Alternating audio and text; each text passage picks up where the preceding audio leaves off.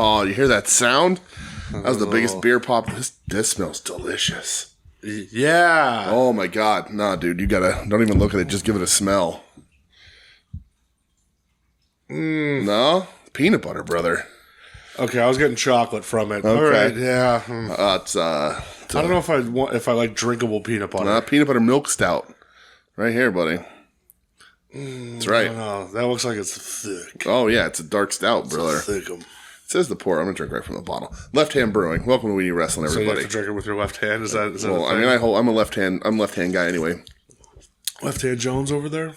The old left hand pass, you know what I mean? I fucking do know about the left hand pass. Yeah, right.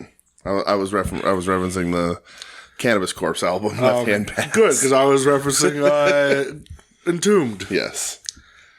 Fuck yeah. It was delicious. Left Hand Brewing. Got it handled. Sure. What do I have? What are you? Ghost? Is this what this is? Yep. Yeah, orange cream. I never had this one. You haven't? Oh, dude, it's delicious. And normally I'm a purveyor of all things creamsicle. Yeah. Don't know why it took me so long, but this is fucking wonderful. You never took a drag off of one of mine? Huh. No, I never took a rip off Took one a of pull? yours, You ever took a pull off of one of my No, ghosts? never did. It's good though, man. It's a good one. That's tasty. That's what I was drinking too before drinking the Ghost. Ghost is the best. Yeah, they're good. The sour green apple warhead one's fantastic. Yeah, I do like them. Anything zero sugar, I like. They're good enough that I'm telling you, they're going to get banned eventually. They're too good. You think? I think so. I think anything that tastes this good and gets me as wired as these do, Well, they're going to get pulled off the fucking market. have you tried cocaine? I have not. Well, Me and Ed have not gotten together in a long time. well, some nose beers need to happen. Right. Welcome to We Need Wrestling. I'm DJ. That's Brett. What up? What's good? How we living? Good, man. You know, good week. Yeah? You know? Good week? Yeah, really, really good week. Good. You know, you're good. We're gonna. I want to address something personal up front, but I want to make sure you get your time first. No, it's a good My thing. time? Get my time? Get your time. What do I need to get off my chest? I don't know. What's grinding your gears this week? Honestly, nothing. All right, I'm good. good, dude. Good. Eagles beat the fucking Cowboys. That makes sure me feel did. good. Sixers look fantastic to start the year. Good. Clippers are 0-2. Clippers are 0-2 with Harden. With Harden, yep. Fuck, baby. What All right. Nah, man. Shit's good. All right. I got to see live music last weekend. Yeah, that's that made awesome. me happy. And I got to eat burnt ends. Yes. Yeah, buddy. Dude. Life-changing. I feel like next time we go to Philly, I'm like, yo, let's go to this place for Fucking burnt do ends. it. Let's do it. Oh my god! When the weather rolls back around, I'll smoke us some makeshift hot dog ones, and we'll see what happens. Yes. Dude, they were so fucking Yeah. Oh, it's good. delicious. It's a wonderful treat. I'm stuck thinking about them. Yeah, for sure. Like, I'm going to Philly Wednesday for the Sixers game. Yeah. And I'm like, do I want to go early just so I can go get these burnt ends? But Oh then yeah, the Sixers is this week, huh? yeah, but then I'm also like, oh, but what if I like shit my pants at the game? And it's not an AEW. Well, thing, and that's so true. And the thing is, so the tickets we get like a $30 for like food voucher with it. Right. So I was like, I'll just use that. Yeah, We're yeah. okay. Get some chickies and pizza or some There you shit. go. How are you? I'm good, buddy. Who the Sixers playing Wednesday? You told me this before, but I never. Celtics. Oh, that's a big game. Isn't that weird? They played the Celtics last night in Philly. Oh. And then the next following Wednesday, they're playing the Celtics in Philly again. That's weird. Super fucking And weird. that's a tough game, too. Celtics have had their number for a little bit, back and forth. Philly got them last night. Yeah, good. It came down to the wire. Maxey's still looking all right? Oh, it looked great. All right, He scored good. 25 and beat scored 27. Brother, what the fuck is good? I saw, this is basketball talk, I guess. I saw that they really hosed Danny Green. Poor pants hanging too low Danny Green. Listen, I like to call Danny Green basketball's Jimmy Lloyd. Yeah, because it looks like somebody took a shit in his pants. Yes. Yeah. He runs like he's got a poop in his butt. Yeah. He's got a boopy butt. Yeah. Yeah, man. I don't know. Shit's cool, I guess. Right, like he took a cut and then got released anyway with the trade. Yeah. There's a possibility they re-sign him down Sure. the road, but I don't know if they're going to need to. Yeah, it's, I really don't know. There's a lot of talks. If you want my thoughts about basketball this season, go to the At Odds Patreon from last week. It's a professional segue right there. There was a T&M Sports episode of Round Ball Talk previewing the NBA season with Tim and Marcus. Yeah. So that was a lot of fun, and it is up on their Patreon feed. So I know we're like a week or two into the season, but go fucking listen anyway. Yeah, listen. Yeah, fucks. I don't know. What else is... you're done now? No more drinking out of the bottle? Well, the bottle here tells me to pour it hard to unlock the nitro goodness, and this is a wrestling podcast. That sounds like a fucking scam. I know, but it's upside down even. If you pour to unlock the nitro goodness, and if, like, I don't know, Kim Page don't show up at the front door right now, I'm going to be pissed. There's nothing. Where's the nitro goodness? Well, it's just you can see how it's mixing. You see it? See how it's browner there? It's one of those. Yeah, one of those fancy beers. It's a delicious dark beer. It's a Guinness. It's a winter time. It's a stout, like a Guinness is. Yes. The only stout I know is a Baltimore. Yes, it's a stout. Guinness is also a stout, but this is a milk stout. It's a little different. Okay. But they bottle it in a special way now to keep it fresher. Welcome to Hooligan and Hops. Yes, right. With DJ. Yeah, and Blimpo. That's significantly better. Blimpo. Oh, that human being. Yeah, man, I'm glad the Sixers doing good. I'm glad that you get to go down there and have a good fucking time. Oh, dude, I can't wait. Yeah. It's it might be the only game this year with those tickets. Yeah. But my other boy, Rifkin, was like, hey, my family gets tickets and they don't use them all the time. There you go. And I was like, well, keep me in mind. There you go. So, because I love those goddamn Sixers. Absolutely. How could you not? Well, very, very easily. Well, that's true. They do come from the city of disappointment. Oh, fucking let down. How are you? I'm good, buddy. Just really quick on a personal level. I know not too many people that listen to this come from our area. I just wanted to really quick say, because some of our friends were keeping track, and I'm sure they saw online. But Michelle, guest of the show, sometimes soon to be guest more when Rumble season. The Royal Rumbler herself, if you will. I'm telling you, I literally have a notes app of all the ones that she's watched. I have the wheel ready. Yes, I can't wait. The Royal Rumbler herself was running for our Luzerne County Council political office. And the election was on Tuesday, and she did not win. She had an amazing showing. She came in 7th out of 6 open seats. She beat a bunch, what the fuck does that mean? A bunch of incumbents, and got about 25,000 votes or so, and did an amazing job. And I'm just really proud of her. So I wanted to say on here, for those of you who were tracking it, because I know we have some friends that listen, but from all over the world and country and other countries. So, she did really great. We're not bummed. We're very happy. Real progress and change is going to be enacted, come the new year here. So, she did great, and she's my hero, and she's, as Terry Funk said last week, I believe, she truly is double tough. Yep. She and Brett knows, I ain't telling lies here. She's a remarkable human being, and somebody that I would not fuck with. Nope. I get away with it because I've put the fucking time in. Michelle fucking rocks. Yeah, so she'll be back come January for her Royal Rumbling duty. Yeah. The duty. But I couldn't be prouder. So I just wanted to get that out there on a public, broadcasted all across the world, if you will. That's right, in public. In public, if you will. So that's that. I have no other grievances to talk about this week. Good. That's good. No airing of grievances? I think somebody in the Discord had, I caused some issues today, wrestling adjacent, that people, maybe had hinted at me sort of airing, but there's nothing to air. I embarrassed an idiot, and he lost. So that's how that works. Yeah. Sometimes people take their plastic toys a little too seriously. Sometimes, and sometimes. Listen, we both have collections. I like my shit. Absolutely do. But sometimes they take shit a little too seriously, and if you're going to price gouge on people that on a new thing that's really sought after, particularly knowing that I have a bunch of friends that are trying to get one, you included. Yeah. I'm not going to stand by and let you fucking price gouge anybody in a group that's not supposed to happen in. Yep. Take your ass to fucking eBay or Mercari or whatever the hell else, Facebook Marketplace if you want to gouge people. Agreed. But I know too many people, you included, that want that particular piece of plastic and they have a hard time getting it. And I also know that you ain't gonna pay that fucking price. No.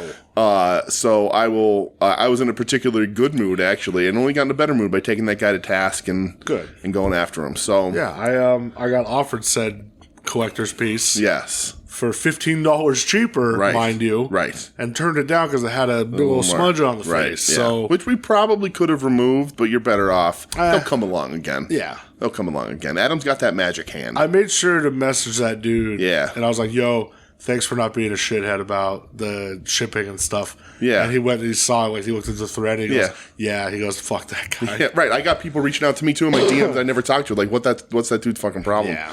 So, yeah. But anyway, that was a fun little thing today, and I got to stretch muscles I haven't stretched in a long time. Especially because, Tuesday night I spent, like, schmoozing, you know? Like, I was at a watch party, like, dancing around, playing good political husband. While I was sleeping on your couch. You were. That's true. That's your giant contribution. Yes.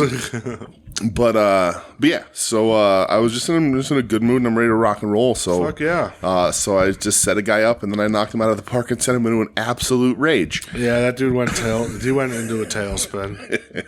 I couldn't be happier. Fucking nerd. But anyway, I guess let's talk about wrestling from this week. You ready for it? That's what we're here for. Yeah. It felt weird to be like not rushing to watch wrestling this week. Yeah.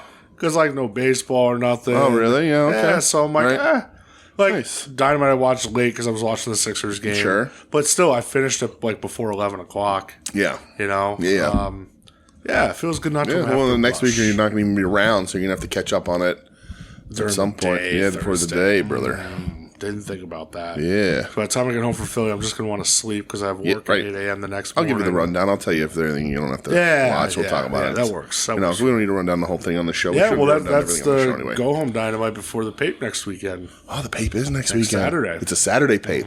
Ooh, party at the house then, right? We can all stay up real late. This is the pay-per-view where we can bring the hookers. Do pot. Right. Yeah. That's right. Smoke those jazz cigarettes, that devil's lettuce. Yeah, do some fucking lewds. That's lewds, man. We'll call it my lewds, dude. Fucking lewds. Fucking do it. Lewds.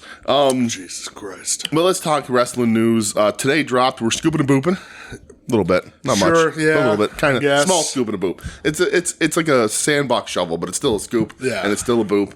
The bunny gone from AEW. That seems to be the talk. Mutual parting of ways. Nothing like officially announced. Yeah, just sort of apparently. But she got removed off the roster page. I did see it on a report, but mutual parting of ways. Apparently, it makes sense. It does make sense. You know, she wasn't going to get any more opportunities there because, I mean, to be frank, she delivered once in that real bloody one. Yeah, remember that bloody match? That was awesome.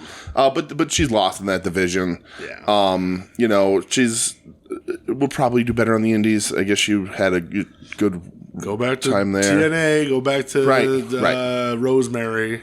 Yeah. Was that who she was with? A thing I don't fucking know what they were called, but I know that they used to. I think she was called Cherry Bomb somewhere at one point. I just makes me want to sing Cherry Bomb. Yep. Oh, speaking of Cherry Bomb. What? Saray. Yeah. Oh. Used to be what the fuck was her name in NXT? Wasn't it also Saray? I don't know. It was like the sun goddess Sorry or and then they spelled it different. Then they turned her into like a schoolgirl when NXT 2.0 took over. Ooh, gross. There were talks of her coming back to WWE, but she officially signed with Sukeban. Yeah, she got caught up with Sukeban. She's joining the Cherry Bomb Girls, there you right? go, part of the Cherry Bomb Girls. There you go. I think it's December 6th in Miami. I think is the next show. Yep. Fuck yeah. All right. Sukeban. Big Sukeban fans. See what happens. Yeah. If they just try and get most of the Stardom roster in the U.S. Works. all the time. Fucking works. Between AEW snatching them all up, too. Yeah. Well, the white ladies, anyway. All the whites. That's what the AEW is doing. Not wrong. But yes, Bunny is gone. I don't think we have any other news, but I did Google pro wrestling news. You did. And there's an interesting thing here. The Undertaker's amazed by all the safety protocols pro wrestling now has. Oh my god. Oh yeah, didn't his podcast start? Oh, did it? I think so. Oh yeah, Deadman spoke on the topic during a recent interview on the 6 Feet Under podcast. Ugh. He compared WWE's current safety protocols to that of the NBA and the NFL. Taker's old school. Oh my god. Here's what he said. It's amazing now, all the protocols that are in place. We're treated today like NFL players, NBA players, Major League Baseball guys. There's a list of protocols that you have to clear once you get injured before you go back in the ring. Back in the day, we didn't have trainers that traveled with us. You had trainers. They were just called drug dealers.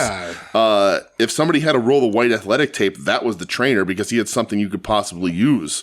Nowadays, you have 2 or 3 trainers that travel. We have doctors that travel, concussion protocols. I have to be honest. For me, it was hard to accept that at first because it was, oh man, everything's getting soft now. Oh my God. I appreciate the badge of honor, as silly as that sounds. It was hard for me to accept that, man, our business is getting soft. It wasn't getting soft. It was getting smarter. I'm glad that I was part of the generation that led into that because today you see the referee and they throw up the X, something bad has happened.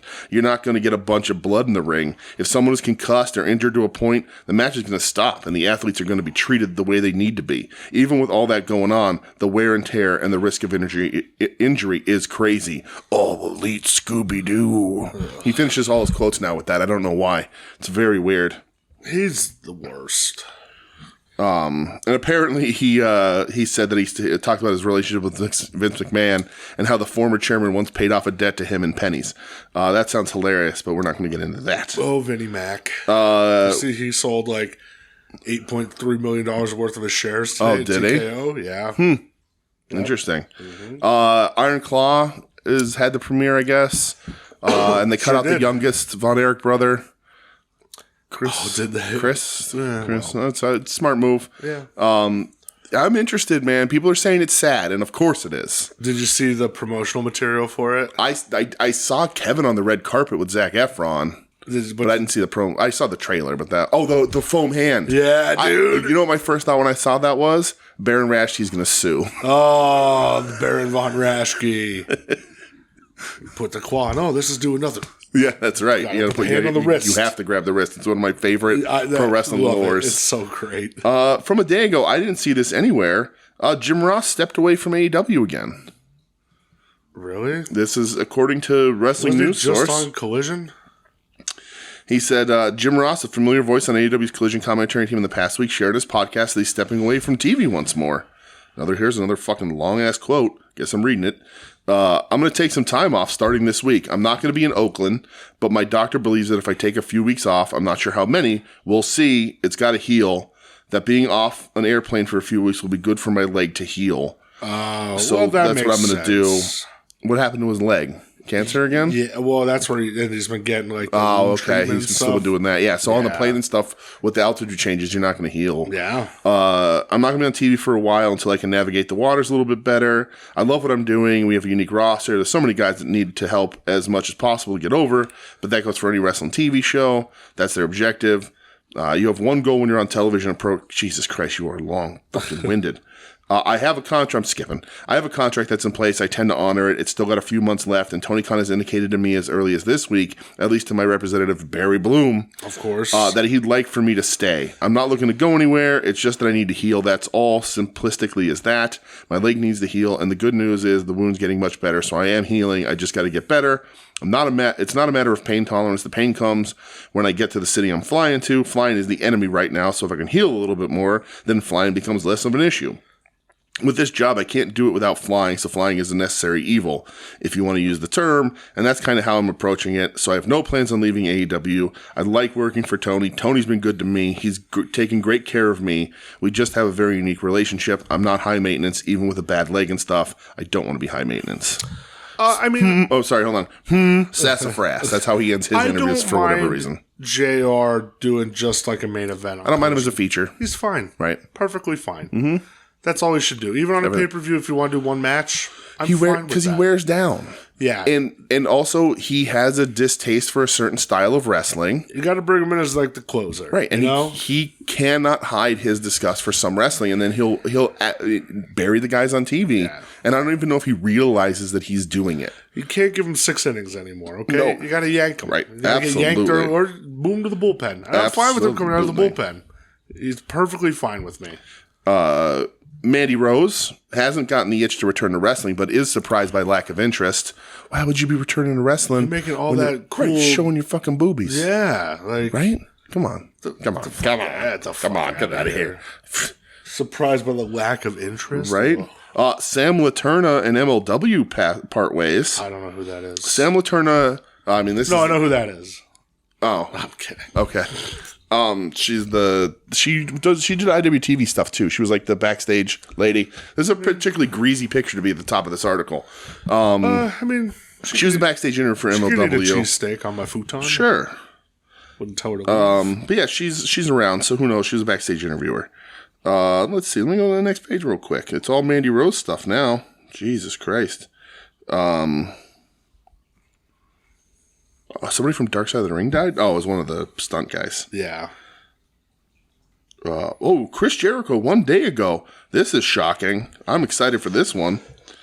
Dark Furioso Flosion posted on this month, 6 years ago, Manami Toyota retired after a 30-year career. And Jericho said a legit contender for the true GOAT of pro wrestling. Yep. And that might be the truest thing Chris Jericho's ever said. I remember... I'm surprised he didn't say, except for me, in that post. I remember somebody years ago, like on Twitter, it's like, oh, like this person was the GOAT or something. Yeah. I think it was MVP, was like, oh, so you mistyped Manami Toyota, sorry. I was like, fuck yeah. Yeah, right. Go. Absolutely. Here's an interesting thing that I'm going to say that I'm going to end the news with this. That's going to change a little bit of opinions here. From November 9th on 411 Mania, Gunther didn't appreciate Bret Hart's comments about Clash at the Castle. Says he has nothing nice to say about him. Listen, Gunther, you can get fucking dealt with real quick. You got me dealing with the Hitman? Right. Bret Hart spoke about being critical of the Clash at the Castle, noting that he was embarrassed to be watching it at ringside. Yeah. Says he doesn't like the leg slap, doesn't like the heavy chops. I get it. Bret doesn't want to get hit. Bret has that famous fucking story about Ric Flair. Yes. When Ric Flair's talking about chopping, and Bret Hart said, Rick, I'm telling you right now, if you chop me, I'm going to punch you right out in the ring. Right. Guess who didn't chop that night? Absolutely. Ric Flair. And Gunther said, I think it's obvious that in ring, he's one of the best to ever do it. Very enjoyable. He was very popular in Germany and Austria. He was a big superstar there. I don't forget. And that man sat at my match in Cardiff and was not mentioning nice things after that, so he's not going to get anything nice with me. Too bad he's not in the state anymore to settle this in the ring. He's also 70. Or whatever. Yeah, knock it off, Gunther. Listen, you're not my sweet baby boy Walter anymore. Right. I still like you, but I don't like you as much. So news that I don't have down, but the article just reminded me, this ended up being a bigger news section than I thought it would be. SmackDown's moving to CW? No. Raw, NXT. There you go. I got there. Listen, I had a 1 in 3 chance that I fucking bungled all of it. Nothing wrong with that. I got there on the third.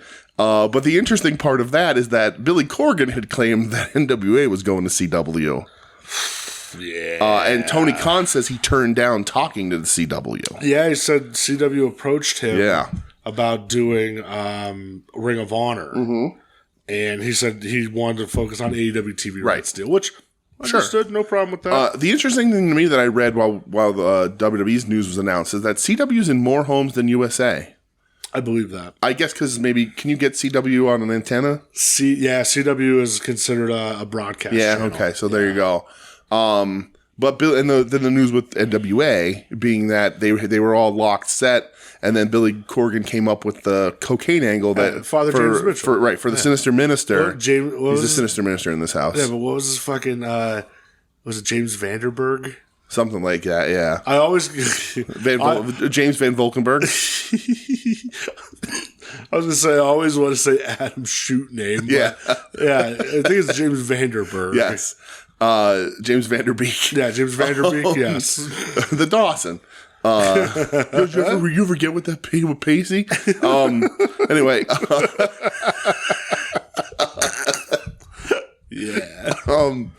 I fucking love that movie. I know. God damn it. Michelle needs to rewatch it. I know. She needs to open that up. Yeah. That and Michael Graves Misfit. She needs really go with it. We should do drugs and watch those movies. I didn't say that. You can do that. I will sit along and watch. But did a cocaine spot on pay-per-view where he just got caught in the crowd doing coke or something. Giving coke to somebody. I saw the clip and I didn't watch it, but or I didn't listen with sound, but I saw it. I'm like, Oh, he's doing coke. And then on a show called NWA Sam Hain. Right. And then apparently that got the CW cold feet, and they announced that the NWA and their reality show, which is apparently only agreed to because it's going to show Billy Corgan's wedding on it, got pulled to the CW app.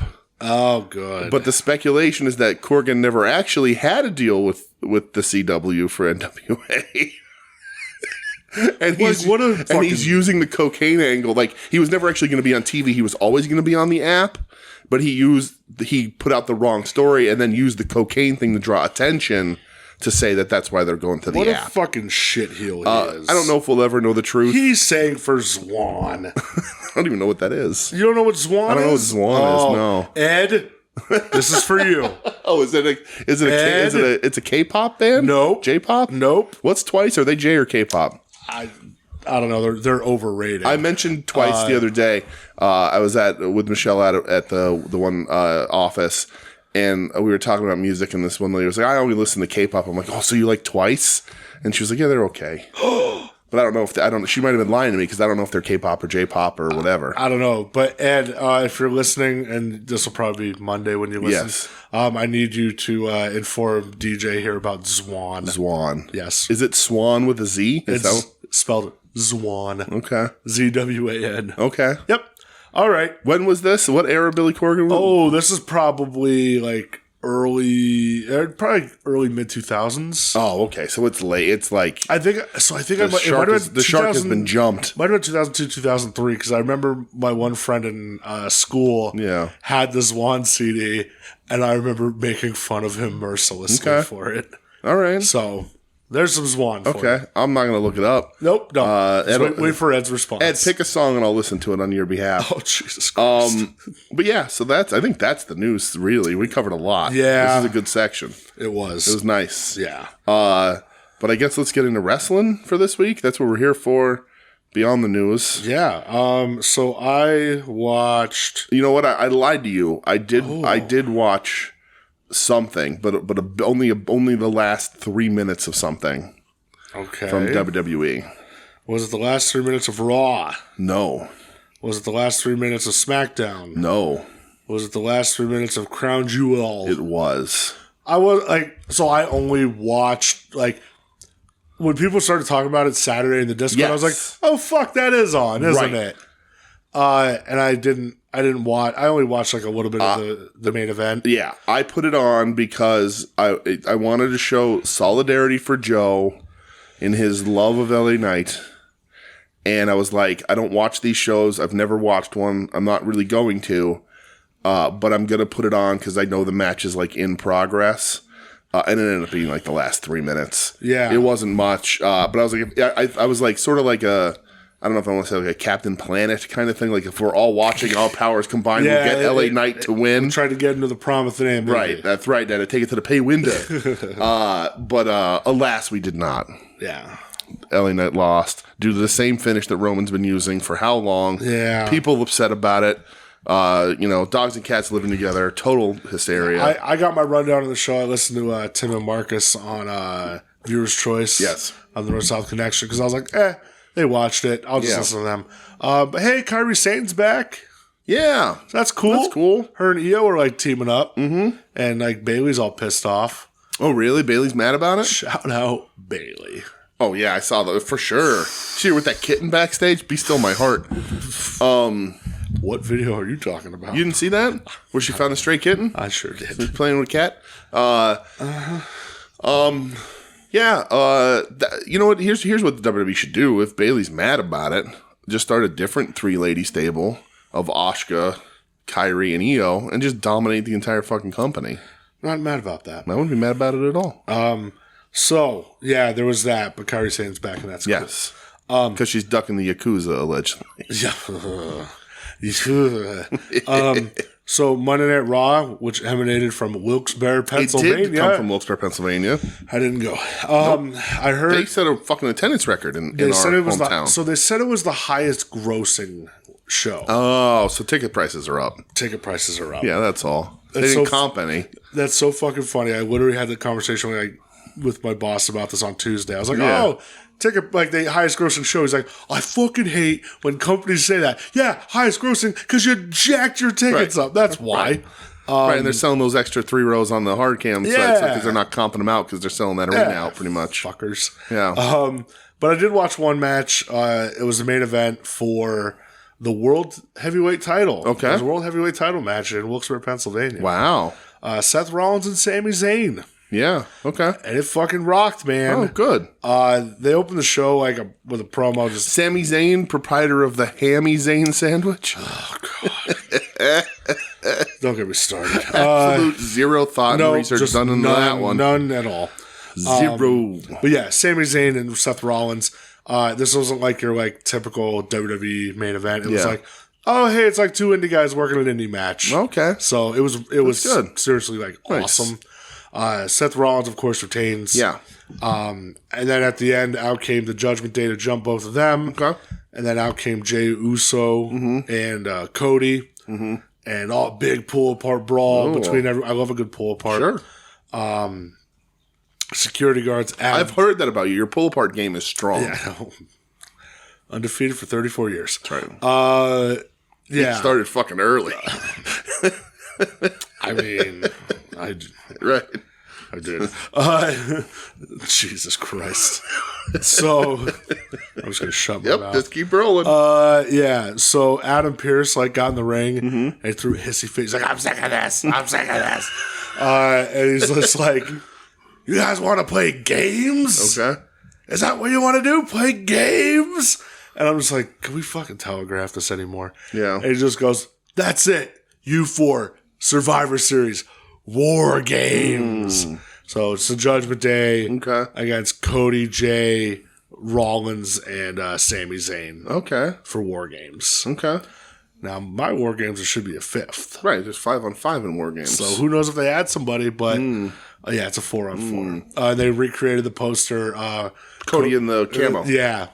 Like nothing, baby. So that's what I watched from. But he doesn't want his legacy to be his dad, though. Remember that. That's true. He doesn't want to be his pops. So, were there anybody who was on the Saudi Blood Oil Money show that were on the Wilkes-Barre show? Yeah, all of them. So Rollins. Okay, so Sammy. This is also the week anniversary of us being there in the second row. It was, yeah. So after Saudi, they come to Wilkes-Barre 2 years in a row? Yeah. So the fuck is that about? It seems like that's the stop. Yeah. Tatum, actually, if you listen to our show, Wings on Wings, Tatum, who met Joe this week, Joe and Tatum had a meeting. Oh, did they? They did. They finally got to meet. Joe said, "You're Tatum from the world famous Wings on Wings Jesus podcast." Christ. She knew wrestling was in town because they're all at the Woodlands because she has her salons at the Woodlands. And they were there. Did she do anybody's hair? No, she didn't. She has a friend who does somebody's hair, who travels and does somebody's. Oh, Saraya in AEW. She has a friend that does Saraya's hair. There were years ago that Saraya made a big deal about that. She's like, I only trust this person. Right. I think it was from Style T. Yeah, I don't know. But and then we talked about how shitty Ronnie Radke is. So that was fun. Not with Saraya, but with Tatum from Wings on Wings. Good. But yeah, she said Where did they meet at? Who? Joe and Tatum. At the watch party. Oh, sick. Oh, Joe went there? Joe April Lisa stopped down briefly, and Tatum was there. So I got to introduce them and see the godfather of the soon renamed network. Very cool. And then arguably the newest member of the soon to be network, I think, right? Yeah. Got to meet up. Yeah, it was nice. It was a good meeting. Those are good people. They are good people. Good ass people. Great people. So I did watch one other match. Okay. From Impact. Oh, baby. Turning Point. Okay. So this was this a pape? Yeah. Okay. So this was filmed August 27th. In Wilkes-Barre, Pennsylvania. In merry old England. Oh, okay. But they just aired it this past Friday. Okay. The main event, Will Ospreay. Oh. Versus Eddie Edwards. Oh, Jesus fucking Christ. Use his full name, thank you. Former GHC World Heavyweight Champion, Eddie Edwards. And one of the biggest wrestling disappointments of my life. I still think back to that day when we recorded at my house and I had Impact on and how fucking angry you got. Yeah. It was just an outburst out of nowhere. We're talking shit and it got quiet and you just go, "You're a fucking former GHC champ. Have some pride. Have some self-respect." Yeah. Yeah, Eddie Edwards, the Green Machine. I'm so glad I didn't take a drink when you said that. Is that what he calls himself? No. Jesus fucking Christ. What an asshole. He does wear a shirt that says never say die. Okay, good. I'll tell you what, man, it was really fucking good. Yeah? Yeah, dude. And he's young enough to still have it in him a little. Yeah. He's also wrestling like the wrestler of the year, so. I'm so happy you said that. He has to be. He has to be. He has to be. And if he wasn't before this week, he is now. He just And we'll talk about that later, but he has to be. He just is. He has to be. Yeah, Will Ospreay. Fuck, man. Yeah. It's so good. But yeah, the match was good, dude. You know, Ospreay, it was funny. He was being a little cheeky. Mm-hmm. And he did like the AJ Styles Phenomenal Forearm. Mm-hmm. He did the Styles Clash. Whoa. And like at the end, he's like got on the mic and he's just like, listen, he's like, I loved TNA growing up. Yeah. He's like, this was the stuff that got me into wrestling. He's like, was TNA. It's weird. He's like that, and he mentions him and Ed. Yeah, he mentions that three-way. Ed, you're practically Will Ospreay now. I got a little fucking shit in my throat. Oh. He mentions the three-way of Samoa Joe, Christopher Daniels, and AJ Styles, which I watched on the show for the first time. Yes, you did, and he said he goes, "That's the match where I was like, this is what I want to do." Okay, right. So yeah, it was really fucking good. Good for dude. I'll watch like Impact if they ever get anything on worth watching. Right? You know? Yeah, sure. Which I'm like, the last two Impact matches I watched were just guys from outside the company. Mm-hmm. And there was also an interview this week with Zack Sabre Jr. Did they air Alexander versus Ospreay yet? Not yet. Okay. There was an interview with Zack Sabre Jr. this past week. Yeah. Where he talked about how he wants to work TNA. I guess I wonder if that was like an they were like a big thing in England, right? You know, yeah. Like they must have had like a good TV presence. Well, I remember they used to go over there and do shows. Yeah, they used to do tapings over there. Well, so Ospreay they said just turned 30, right? I think so. Yeah. And then hold on, let's see. This is gonna be really easy to figure out what's going on here.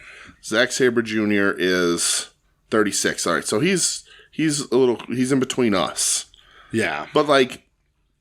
With Ospreay being 30, you know, that makes sense because by the time he was getting into prime wrestling watching age, Impact was coming up, right? Yeah. So like there was no, you know, they were still trying, and you know, I heard Ospreay's a big main event mafia guy. Yes, that's why loved the Christian Coalition, right? Real big. But yeah, man, this was really good, and whenever something with Impact pops up, I'll give it a watch. Why not?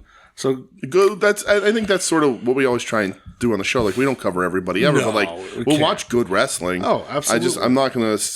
There's very few companies I'll sit through a fucking moose match. Right. Sorry. There's very few companies I'll watch. You know, even sit through the bad wrestling for.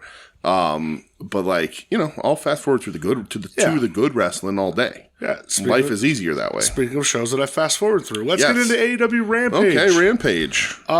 The first match, Penta versus El Hijo del Vikingo versus Commander. Yeah. I thought this was really good. Yeah, it's very good. Very good for a lucha match. Yeah. You know, Penta kind of working like the powerhouse lucha guy in this was perfect. Yes. Penta rocks. Yeah, I was shocked that Vikingo didn't win. Yeah. Because, like, I mean, he's, you know, Penta, well, obviously they were moving Penta to something else because he had some high-profile match this week, but, like, Vikingo's kind of the star. He's one of the more talked-about guys in the world right now and has been for a little while. Mm-hmm. But, yeah, he takes the fear factor. So. Yeah. Penta rocks. Yeah, Penta's definitely the best of the masked, like, lucha guys that AEW has, I think. And that most people might not agree because he doesn't do as much of he doesn't run the ropes into the dive like Commander does. He's not as crazy flippy like Vikingo. He's definitely better than his brother. He is. But like when I watch Penta wrestle, I'm like, oh no, he has a better grasp on like different styles of wrestling than anybody else does, which makes him more versatile. And he's able to meld what he does do flippy-wise and lucha stuff, because he can do it all, into different styles a little more. I wish we had time to do a Lucha Underground rewatch. Yeah. Because I'd be like, dude, this is Penta. Yeah. I watched a little bit of it, but I didn't have El Rey Network for a lot of it, so I didn't get to see a ton of it. Yeah. But there is a rematch. There is a Lucha Underground revival match a little bit here on this. There sure is. On one of these shows. I don't remember. If there's anything that you want to talk about, you can let me know. I mean, Jay Lethal called Eddie Kingston fat, and I thought we were over that you don't call Eddie Kingston fat on television because when he beats you, you just get beat by a fat guy. That's true. I didn't have that, but that's true. It's true. And they invited Ortiz to like, you called this, and I didn't think of this at all because we were talking about this last week. I'm like, why would he want to? You're like, so he can get the advantage over Eddie. Yep. And I was like, oh, that's really smart. But Ortiz was like, nah, I'm good. Yeah, but we'll see. For now. And Ortiz does come out to whatever. Yeah. The Ass Boys have the best entrance in all of professional wrestling. It's up there. It's awesome. I love the way the camera spins. I love everything about them. I love Juice, all that sort of stuff. But there was nothing to talk about in their fucking match from this show. Danhausen next week. He got his dates wrong. That was so He's fucking back funny. next week. Yeah. Oh my. Oh, Danhausen. Yes. Oh, that Danhausen. How about the little dissension in 2.0? Yeah. What's going on there? Wants to know why Ange wouldn't hit Jericho. Yeah. Yeah. And some more flirting with Ruby. Yes. Very interesting stuff there. Yeah. Looks like they also pushing for Ruby versus Saraya, a little Outcasts collide. Oh, yeah. Kind of thing. They did do that. Which is going to be a snooze fest, but that's all right. Put me to bed. Yes. I'm way more interested in Cool Hand Ange getting with Ruby than I am ever watching Ruby wrestle, particularly wrestling Paige. Straight up. Main event? Right. The main event, do you mean Marina Shafir versus the Great Bluta herself? I skipped over that. Yes. I saw Marina Shafir coming out and I went, nope, we're good. Yeah. Great Bluta. For real though, before we get to the main event, did you watch the Darby Allin promo? Is this the one where he's like, what the fuck you say? Everybody dies, but you can't kill me. He does a Lance Archer impression. Oh yeah, dude, it was really fucking funny. It was just a big redneck hick. Yeah. Yeah, it was real funny. Points to Darby on that. Yeah, that was real really funny. And I like Archer a lot, but that was real funny. Yeah. But yes, the main event is Garcia versus Trent. Yeah, I'll tell you what, man, this was sneaky good. Yeah, of course. These are both very capable wrestlers. One of which being Trent. Tell you what, it was hard hitting. It was. I think Trent has a little bit of a problem connecting with an audience outside of just being a good wrestler. Yeah, he does. And AEW just is so confused what to do with Garcia. Yeah. And I'm hoping they figure it out because he should be a bigger star. He's fucking awesome. But yeah, this was cool. Yeah. The thing that was interesting to me in this match that I was a little shocked by, and I never noticed before, I don't know if I was paying attention, or I think maybe because since the neck injury, Trent's changed it. He does a German suplex a weird way. Does he? Yeah. He doesn't quite bridge himself back. It's really interesting. It's just a little thing, and I'm wondering now, it just popped in my brain, like it might be because of the neck injury, maybe he's trying to lessen the impact on his cervical spine. That would make sense, right? But yeah, this was a good little singles match, a sneaky one for a main event of Rampage. Sneaky good main event. Yeah. And then after the match, Garcia says, like, he's challenging MJF for the world title. All right. I said, all right, let's do it. Mm-hmm. The one thing I noticed... That MJF doesn't have, and whatever. The one thing I noticed during this match, they had to shoot mainly just the ring. Yeah. Because if you notice... Was it dead ass in there? Yeah. Yeah, it sucks. Like, the hard cam view, Yeah. like, the first, like, 2 or 3 rows were just empty. Oh, that sucks. And I was just like, Like, when we go to these shows, like, I know I'm sticking around no matter what, right? So, they're switching it up for the West Coast shows now. Okay. Rampage is live this week. Yeah, because it's only going to be 7 o'clock out there. Because they're in California and stuff. Right. And they're filming Collision afterwards. Oh, that's cool. Yeah. Okay. So, at least what are they going to do with Collision with the Pape on Saturday? They're not going to have it, I guess. Really? Yeah. No reason to. All right. Interesting. But I saw, they're doing Rampage Collision on the West Coast, which makes sense. Okay, yeah, that's cool. Rampage before, yeah, Collision after. I like that as an idea. I'm down with that. Yeah, because and I'm not even talking like ticket sales or whatever, but like it's very noticeable to me. It sucks. And I'm just like, oh man, like they literally had to shoot the way, change the angle. Where were they? Do we know? Texas. Okay. That makes sense, like, because like when they come like to Philly, like, Philly look good. Like a lot of those East Coast, they're definitely a stronger East Coast, and like southeast strong company. Yeah. And they're trying to expand out there, and they're fine. They just need to be running smaller buildings. Yeah. Because they're running like a fucking Dynamite Rampage in fucking at the Prudential Center where we saw a pay-per-view. Remember that last Rampage we were at there? When it was just Rampage? Mm-hmm. And it was the pay-per-view the next day or whatever. That day it was just Rampage. It was just Rampage, yeah. Weird. It was not great. But yeah, I mean, they still got to fix that. But, I mean, whatever. I get it. Yeah. I'm dedicated. Like, when we go to these things, I'm sticking around. I'm resigned. I want to see everything they're going to offer me. Absolutely. And even if I wasn't like there was this Rampage, like that's a cool main event. They've been doing good bookends on Rampage. Mm-hmm. Hot start match. Right. Good main event. Well, and by default, it's the C show, right? Of course. Like the last couple weeks have been better Rampages than they've given us. It's been more focused. It's been better. But I don't, and I get you want to go home, and people want to get to bed and all the drive and all that kind of shit, right? But like when I just have a good time at the fucking matches, man. Me too, man. I agree. But whatever. Collision. Collision is next. I don't have a ton from this. All right, let's just talk about what's good, buddy. I have... pre-promos are back. They are, Last week we said they were gone, and I was like, that's a bummer. See, TK's fucking They're back. listening. He listens. He's been listening forever. He's just waiting for the great blue time. Right, exactly. I loved that Swerve got jumped during his. Yeah, it was awesome. That was so That's cool. my first note, AR too. Fox Yep. beating him up. Swerve AR Fox I thought was pretty good. It was really good. It goes right to the ring from the promo. I love that. It was awesome. Yeah, it was really cool. Like a well-paced, fun way to get to a match and everything. Like, it feels different. It sets that tone and feels different than what we normally see from wrestling. Yeah. Somebody let Swerve win a world title. Yes. For fuck's sake. Michelle actually asked me, it was Dynamite, but we can talk, it was about Swerve, so we can talk about it here. With Nana coming out, she was like, do you like the guy that comes out with the guy that dances, or is he overshadowed by the guy who dances? And I was like, I love Prince Nana. Yep. But Swerve's like one of the best guys and is in my top 3 to beat MJF for that title for reasonable people who should be able to do it. Yeah. He's just that good. Like, he's that good that, like, as over as Swerve is, or as Nana is with that dancing shit, it doesn't matter because Swerve is that good in the ring and that good of a character and just effortlessly. You know what? Because you said a specific phrase there. Mm-hmm. I'm going to borrow from Final Wrestling Place right now. Okay. Marcus asked Tim a question this week. Yeah. Who are, like, your guys right now? My guys? I mean, my guys don't change that much. I mean, you don't have to have, like, a bunch. Okay. But, who's a couple of your guys? Guys like who I hope the best for and want to see. Just in current wrestling. Okay. Like, who are your guys? Your guys, your girls, Okay. I'll always... I'm going to remove OC and Eddie from this list because they're perennial faves. The top girl who made her return this week that I'm always excited to watch is Julia Hart. Yes. More on that. I later. dig Julia Hart. I think we've been hyping her up for a bit. I think she's really improving, and like I'm excited to watch that journey because she's got a bit to go yet. Yeah. And she's 22 years old.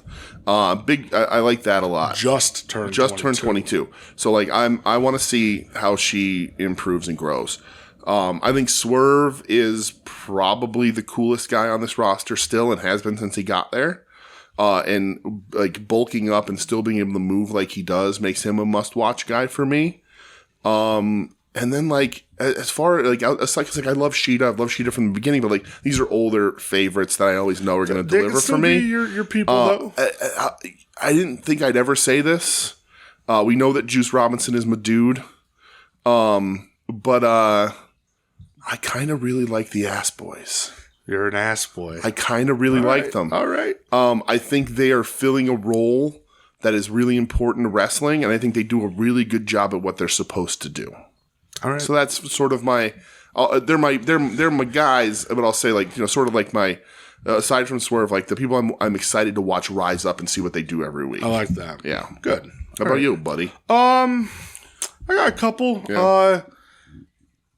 Will Ospreay. That's like my guy. Sure. Right now. And it's we'll talk about him later, but it's his fucking year. Nobody has a fucking chance. That's probably my main guy. Yeah. I've been riding with him for a while, but this year it's been so much fun. His game is definitely elevated this year for sure. Let's see. Who else would I consider like one of my guys? That's a good fuck. Probably Miyu Yamashita. Yeah. I like watching Miyu a lot. I just love her style. For sure. I really want to see her in the States again. Yeah. Man. It's tough because, it's like the usual suspects. Right, it's people but yeah, like Swerve. Swerve's awesome. Definitely like yeah. Probably my number 2 guy right now. Swerve is the guy that I think if you're going to you want to pull a guy up into that main event picture, I think Swerve's the guy that can do it and carry it. I think he makes probably the best case for next world champion. I believe in that dude so much. Especially sort of, getting eyes on someone new, and like 2 months ago, I would have said Ricky Starks, but I think they lost him again a little. Like, he's still great, but they just don't know what to fucking do with him. Yeah, it's but Swerve great. Just, and whether it's his ideas that he's bringing or somebody else's or whatever, he executes stuff so well. He's the dude that I think should be like the out of nowhere, like your upper mid card. It's time to take that push up to the main event and win that title. I don't think anybody would complain about it. I think he'd carry it really well. And it would be really interesting. Yeah. And because the other guys that I think can get that title, that I want to see get that title, they're established guys. Eddie, it's Mox. Of course, yeah. And like those guys, I feel like it does go without saying. Right. It's just like the people right now, like other than the usuals. Yeah. It's like, nah, these are the people that are like, I'm really kind of locked into right now. As far as Japanese wrestlers, like stardom goes, like I think we're both pretty locked in on Suzu Suzuki. Yeah. I think she's one of our guys. She really showed up that like she's been fucking killing it. Yeah. She's been really fun. Again, really young, so a ton of growth.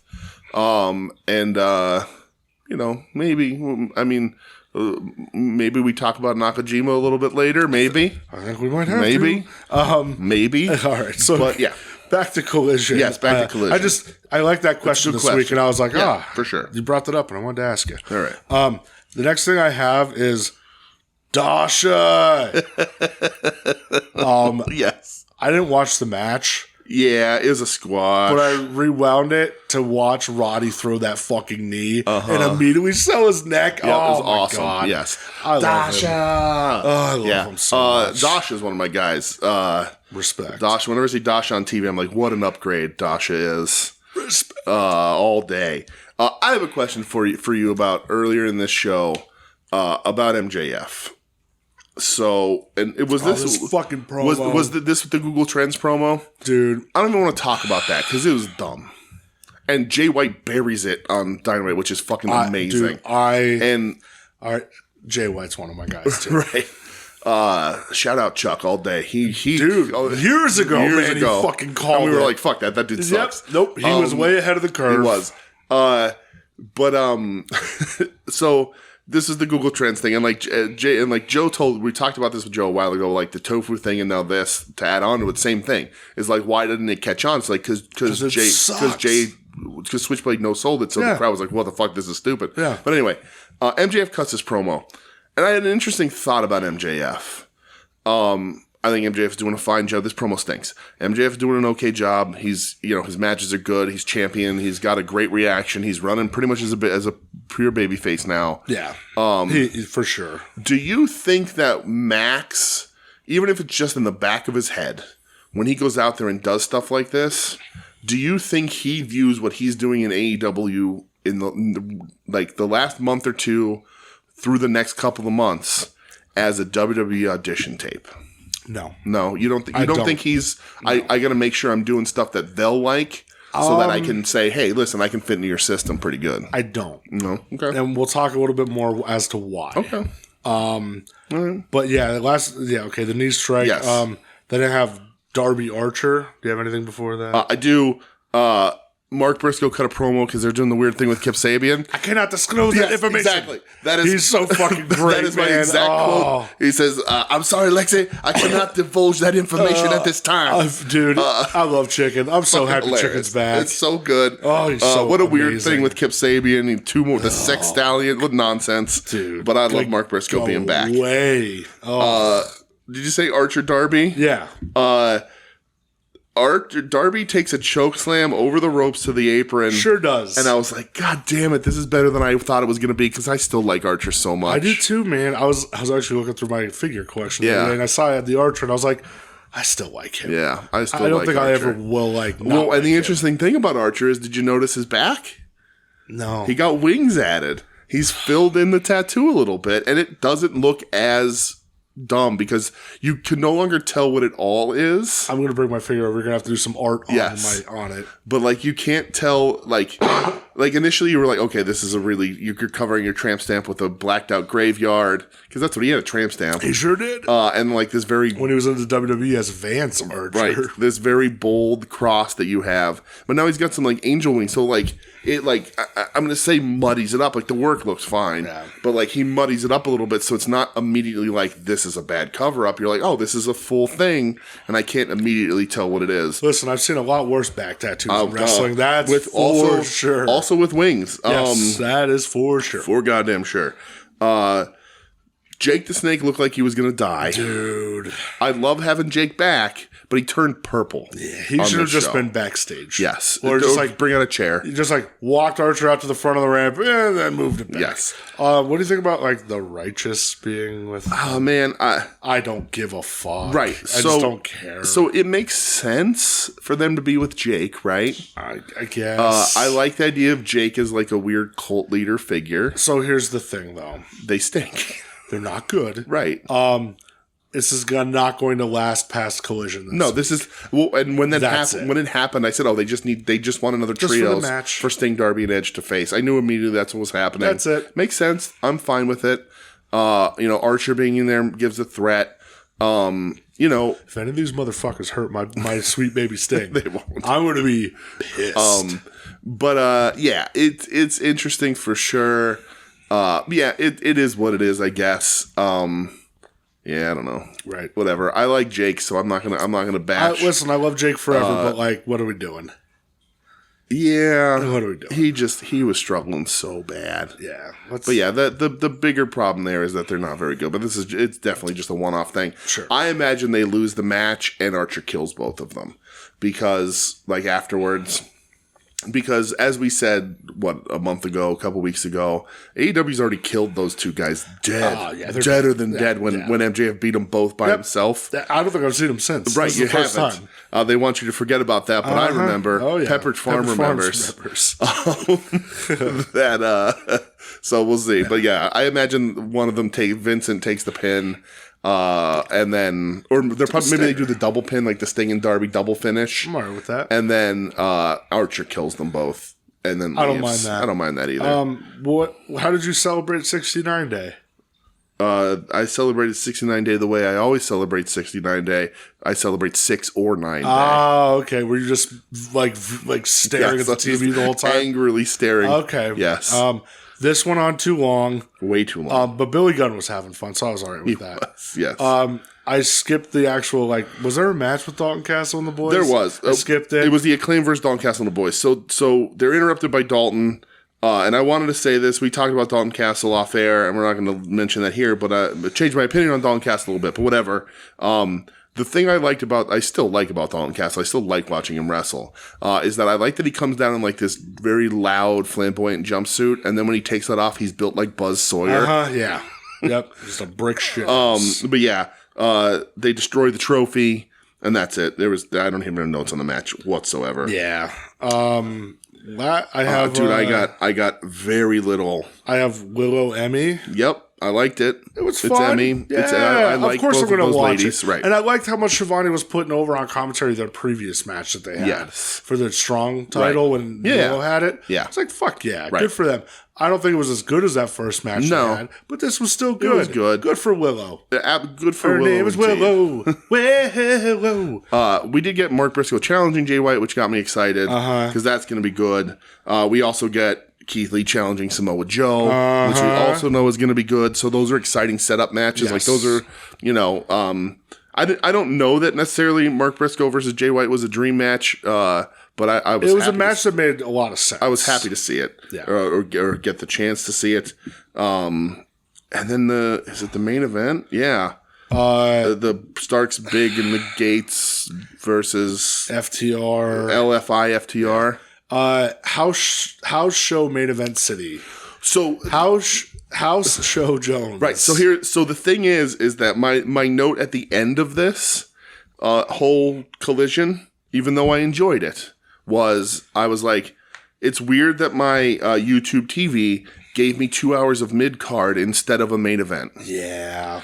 I was like, oh, maybe it was a glitch, because the weirdest thing about Collision was I had it recorded twice on my YouTube TV. Oh, did it really? But one of them was only 45 minutes long. So the first one had the whole show, and then the second recording was listed as a different episode number in the season, even. But it was only the first 45 minutes of the show. I don't know what the fuck happened. Huh. But I was like, did YouTube TV give me 2 hours of mid-card for the reason? Yeah, right. Because that's what it felt like. I liked a lot of it. Some of it, but like it was very like, this isn't the main event of a show you want people to watch. It's just not. It reminded me of the main event from Dynamite last week. Where it was MJF and the Acclaimed against Bullet Club Gold. I was like, oh, this is like a fun house show main event, right? And then I'm like, oh, and then they used the end to go where we thought they were going with Blackpool Combat Club coming out for the save, which is where we thought we were going the whole time. And then, like, wasn't House of Black, they were, like, up in the Raptors. It was a ruse. It was a ruse. They showed up. Yeah, they were in the ring or whatever. Yeah, it was not main event for me. And I didn't dislike this Collision. Especially for how good of MJF Omega was the week before. Like, but they just didn't do... They didn't elevate. They didn't do enough in this show to, like... I can't consider this having a main event. It was odd. I agree with you. You know, like the main event of the show, like you said, was a house show or like the equivalent of a contract signing. It was like, okay, it's here. Yeah, and to have like your 2 TV shows that week, not counting Rampage, that just be 8-man tags, right? Like for your main events. Yeah, 8-man tags are tough. 6-man tags are tough. 8-man tags are like almost impossible. That's true. And then 10-man tags, unless it's a Survivor Series match. Or one of your teams is managed by Downtown Spaghetti Buffet, Simon Sutherland. I mean, But a little tough. Especially when Preston Vance is involved, it gets even tougher. Yeah. So before we get into Dynamite, yes, this is what I was going to bring up about MJF. Okay. So there was a lot of push like this weekend of, we're getting AEW back to what it needs to be. Right. A lot of push online from the wrestlers. Right. Rumors that Tony Khan was ripping up scripts, that people got in his ear. He called a meeting with some of the top people saying, like, we lost a little track of what we were trying to be. A lot of criticism about being WWE light. Yeah. Which I see. Absolutely. I get it. I don't think either of us necessarily held that against AEW like a lot of people did. No, because that was like a hot topic of conversation, that Dynamite last week. Right. A lot of people fucking hated it. And we both kind of liked it. I was like, I thought it was fine. It was a fine show. When WWE does a good show, it's still good wrestling. Absolutely. They just don't know how to do that so much anymore. And AEW doing good WWE is still a good wrestling show. It's just not AEW wrestling show. Yeah. But yeah. Yeah, so there's lots of talks. Go ahead, sorry. Yeah, no, you're fine. Yeah. Like, Garcia was talking about, like we got to get it back to what it was. Right. MJF was kind of saying the same thing, like no more of this, like, we got away from it. Right. And then MJF posted a picture. He's one of the biggest contributors of getting away from it, though, on screen. Sure. Yeah. But MJF, he posted a picture yesterday. Okay. I don't know if you saw. All the young guys together. Oh, FUNB. What does that mean? Oh. Yeah. That's what you want to win the fucking wrestling. Okay. That's what we need, brother. That's cool. Yeah. So the picture. Wait, hold on. Let me bring that back there. Signed. Oh.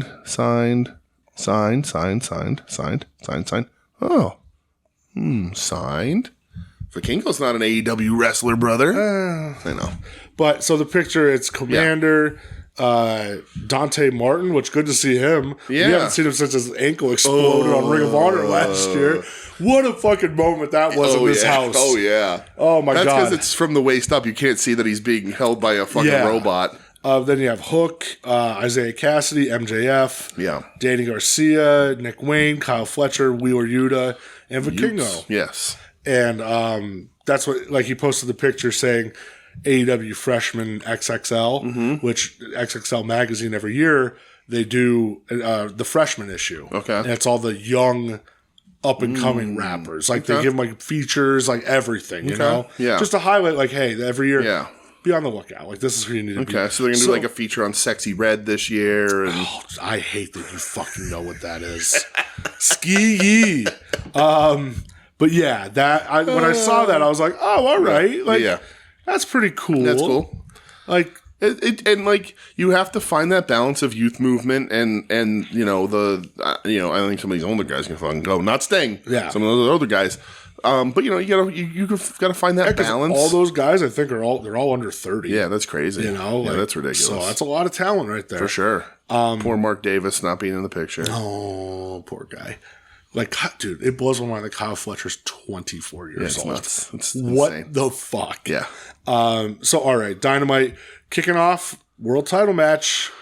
And we get a pre-credits on Dynamite too, again, which is crazy. 2 weeks in a row. Yeah, with MJF and the Adam video call. Yeah, and then when Roddy rolls in, and Adam's like just hangs up, and Roddy's like, "It's time to show them the real Roddy Strong again."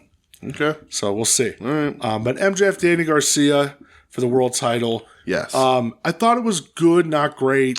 Yeah, it didn't get into the next gear. They didn't give it enough time. I think they were right to not give it. I don't want to say right to give it enough time. That's wrong. There was a reason why they couldn't give it more time. Yeah. You know, and so I like that sort of in response to that, they both worked body parts real hard so that the finish came a little quick. But yes, because MJF worked the arm the whole time, so when he got on the salt of the earth, it was pretty much over. Yeah, which, you know what? I don't hate that. I don't hate it at all. Not at all. You got to figure out how to get your time, get your shit in and make something work and tell a story no matter how much time you have. Yeah. So I liked it, but you're right. It didn't get to that next level. Yeah. But it was good. It's, MJF's working hard at least. I did like, though, when Danny Garcia, like MJF's like, what are you going to be tonight, a sports entertainer, or am I actually going to get a pro wrestler? And Danny Garcia got right in his face and said, tonight you're getting a pro wrestler. After the match, MJF offered to shake his hand. Garcia was going to do it. 2.0 stopped it. Cut him off. Oh, buddy. Did you see that picture of Daddy Magic backstage? With the abs? Oh, baby. Did you see the new shirt that they made? I want to taste. What was it? Daddy Says Daddy No. Says No? Yeah. They made a fucking shirt. When he comes to me named North, Daddy's going to be saying yes. But anyway. Oh, boy. Oh, boy. My boy. Next thing I have, and again, if you have something else, you let me know. Yes, Sting and Darby. I do have another because of Mark Briscoe promo where he says, you're sucking on the pro wrestler's proverbial teat. Yeah, the proverbial teat. It's hilarious. They showed old footage of Jay White without the beard. Yeah, it's funny. With the on his excursion, yeah, crazy. But anyway, yes. Sting and Darby versus the Outrunners. Brother, heartbreaker. This one. This one hurt me. This was rough. This was rough. This is Sting and Darby versus the new breed. Yes. Listen. Turbo Floyd, Truth Magnum. Are you a Turbo Floyd or a Truth Magnum guy? I'll take them both. I'm hardcore. Oh, you are, absolutely. I love the Outrunners. I love them so much. It's so dumb, and I love it so much. They're really good in this match. Like, I could definitely see why people would think it's cheesy. Like, if that promotion in, was it Broadheadsville? If they brought him in, I'd be like, my God. Yo, we should go. Listen, LVAC, if you guys are listening, LVAC, you could sell them as stars of the Wrestlers documentary because they show up there. AEW superstars. Bring in the Outrunners. I'm telling you. I'll freak the fuck out. I'd mark. Put the Outrunners in a match against Club Soda. Or put the Outrunners... Outrunners Gummy Board. Right, Outrunners Gummy Board all kidding me? day. Let's go. All day. Listen, you want to... Oh, God. I need a flex off between both teams. Right. Let's go. Yeah. I wonder who'd be wearing more baby oil. The Outrunners. Oh, my God. I don't know. Outrunners are bored. Yeah. A little physique enhancer. That's right. The Tony Storm... Hikaru Shida sit down was incredible. In black and white. I love it. My favorite part of this sit down was the sit down itself, the physical sit down, because Hikaru Shida's showing off them sticks and them shorts. What up, girl? And I was just like, and listen, I've been a fan of Hikaru Shida in every capacity. You could be a fan of a professional wrestler. Yeah, she's incredible. And I was just like, damn, Shida. And Tony Storm there. Hilarious stuff with Luther behind her. How the fuck did she pronounce Shivani? She said it. Yeah. Shavone. Shavone, yeah, something like that. God. Hilarious. Hickaroo, yep. Oh, my so God. funny. I know people are like, oh, this is over. This is Jump the Shark or whatever. Fuck you. I think This it's is fucking great. I'm all in still. I love it so much. Things I'm and also... Sheeta, and there you were, Sheeta. I was going to be 3-time champion, and you Sheeta'd again, and like all that sort of stuff. So it was really good. Yeah. One of the better sit-downs they've done. Do you think that they take the belt off Sheeta already and put it on Storm at the Pape? Listen, at the end of the day, 6 months, a year from now, 10 years from now, I think everyone knows that Sheeta held that belt 3 times as the first person to do it. I don't think the runs necessarily matter. Okay. And I think Toni Storm is hot, so you might have to. But also, she's the hot heel, so you can probably put it off for a little bit and have her have more of a breakdown if she loses again. But she's the hot heel right. that is not a heel to the fans. That's true. That's true. Look at LA Knight. Yeah. I mean, listen, I know that they don't put the belt on him, and it'll be interesting to see where they go with LA Knight from here. Because I had the conversation like, hey, WrestleMania season's right around the corner, and you're probably going to ramp up the Cody Roman again. Right. So where does LA Knight go? I agree with that completely. LA Knight, Logan Paul for the U.S. title? I think Ed was right about Logan Paul, or about LA Knight. He disappeared. He marches down that card and takes a couple big losses. LA Knight, Logan Paul, I'd be into that. But LA Knight's not going to win it.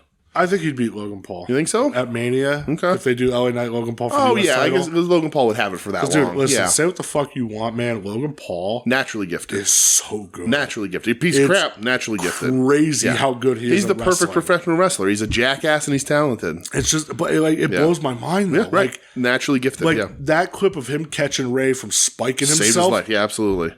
It's like his 12th match ever. How the fuck, how do you know? Yeah. Oh, my God. He's so instincts good, are out of the park. Absolutely. Yeah. It's crazy to see that. So, here's the thing with Toni Storm and Sheeta. And so, there's a wrinkle to the Toni Storm thing, which happens later in the show with the debut of Mariah May being sort of a groupie. Yeah, because she straight up says, I'm a huge fan of Toni Storm. Right.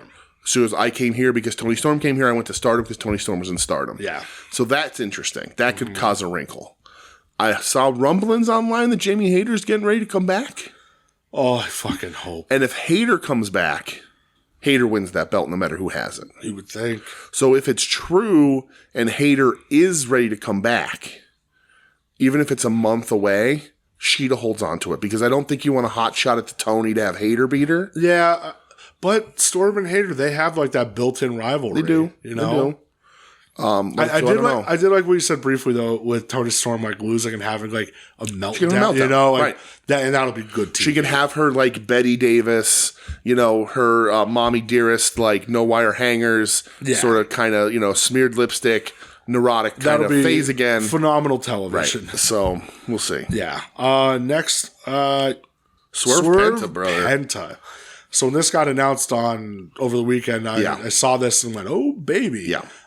So this is Penta versus Killshot from Lucha Underground. Yes. And Swerve even makes mention of that on the build-up on Rampage. When he says, he goes, you do know I used to wear a mask too. Right. Like, oh, that's so cool.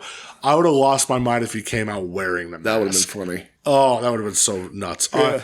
This match fucks, dude. Yeah, it's so goddamn This good. match is exactly sort of what I was saying about Penta before, how he's the better of their masked wrestlers because he can hit that lucha style and mix it into the other things that he's good at because he is a beefier boy than a lot of the other luchadors. And he could do the lucha stuff. He could do the flips and the high flying shit. With the kids and the flips and the spots. Right. But he adds that extra level to it by being also a good, like, stand your ground heavyweight wrestler at times, too. And this match is it's full of that. This is great. They're both so good. You can tell they've been wrestling each other for a very long fucking time. Yeah. Goddamn Swerve. Yeah. I can't get over the dude. Like, I'm like, I love him. And AEW kind of uses Penta as their utility guy. They're like, we want to get somebody a good match, and Penta's going to lose, or somebody needs to lose, and we're getting somebody over.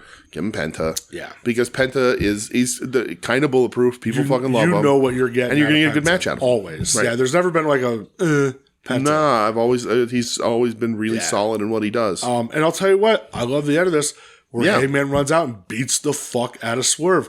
I love that. Chases him up the ramp. Stops Swerve from taking the mask because Swerve wanted to rip his mask off. Runs up, hits him with the chairs, beating him up with the chair, hits the Deadeye off the stage through the tables. That was perfect. And him screaming I'm going to kill you. That's what you should do when your house gets invaded by somebody. Right, absolutely. And he cuts a promo over your child's crib. Yeah. Yes. And I really hope that match at the pay-per-view starts up with them just punching each other in the face repeatedly. Yes. No lockup. Yes. No headlocks. No, I want to see a fucking fight. Sadly, the bad guy still has to win. Yeah, he does. Yeah, he does. He's got to win. He's got to win. He's got to. You got to heat him. You got to keep heating him up. God, he's got to win. You got to. Because fucking Hanger's going to get drug into the... Let's talk about that now. All right. Because it is almost the next thing. That's funny. I didn't even have it in my notes. But let's there's a Bullet Club Gold promo. That's when we're Switchberries, MJF's bad promos. Yeah. Oh, dude, that was what it was really funny. Oh, you're talking about something with graphs, and that was as good as the tofu. As good as the tofu bit. Oh my god. And then we get the Like a Dragon, the former Yakuza game crossover, whatever. Will you buy it?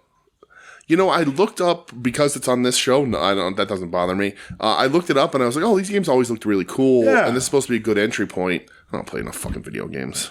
Oh, I ain't playing no video games. I don't play enough. No, I didn't say I ain't playing no video games. I don't play enough video games to warrant buying that. This is such a side note. I'm going to play Stardew Valley or something. I don't know. Saturday, Luca was at my house. Yeah. He was hanging out with my uncle and they stopped by. Yeah. And I had him playing Spider-Man. Yeah. It was so funny. He's like, Uncle B, I didn't know you had a PS5. I was like, yeah, I do. Yeah. Well, what games do you have? That's funny. I was like, all right, let's start a new Spider-Man campaign, put it on real easy so he can't die. Yeah. And he's obsessed. Oh, yeah. My sister texted me the next day. She's like, what's this fucking game you had him playing? Because he won't shut up about it. And now I have to buy it for him. Do they have a PS5 up there? All right. Yeah, so that's good. I was like, perfect. That's good. And I was like, dude, was like, your mom ever let you really watch the superhero movies or anything? Yeah. He's like, no, not really.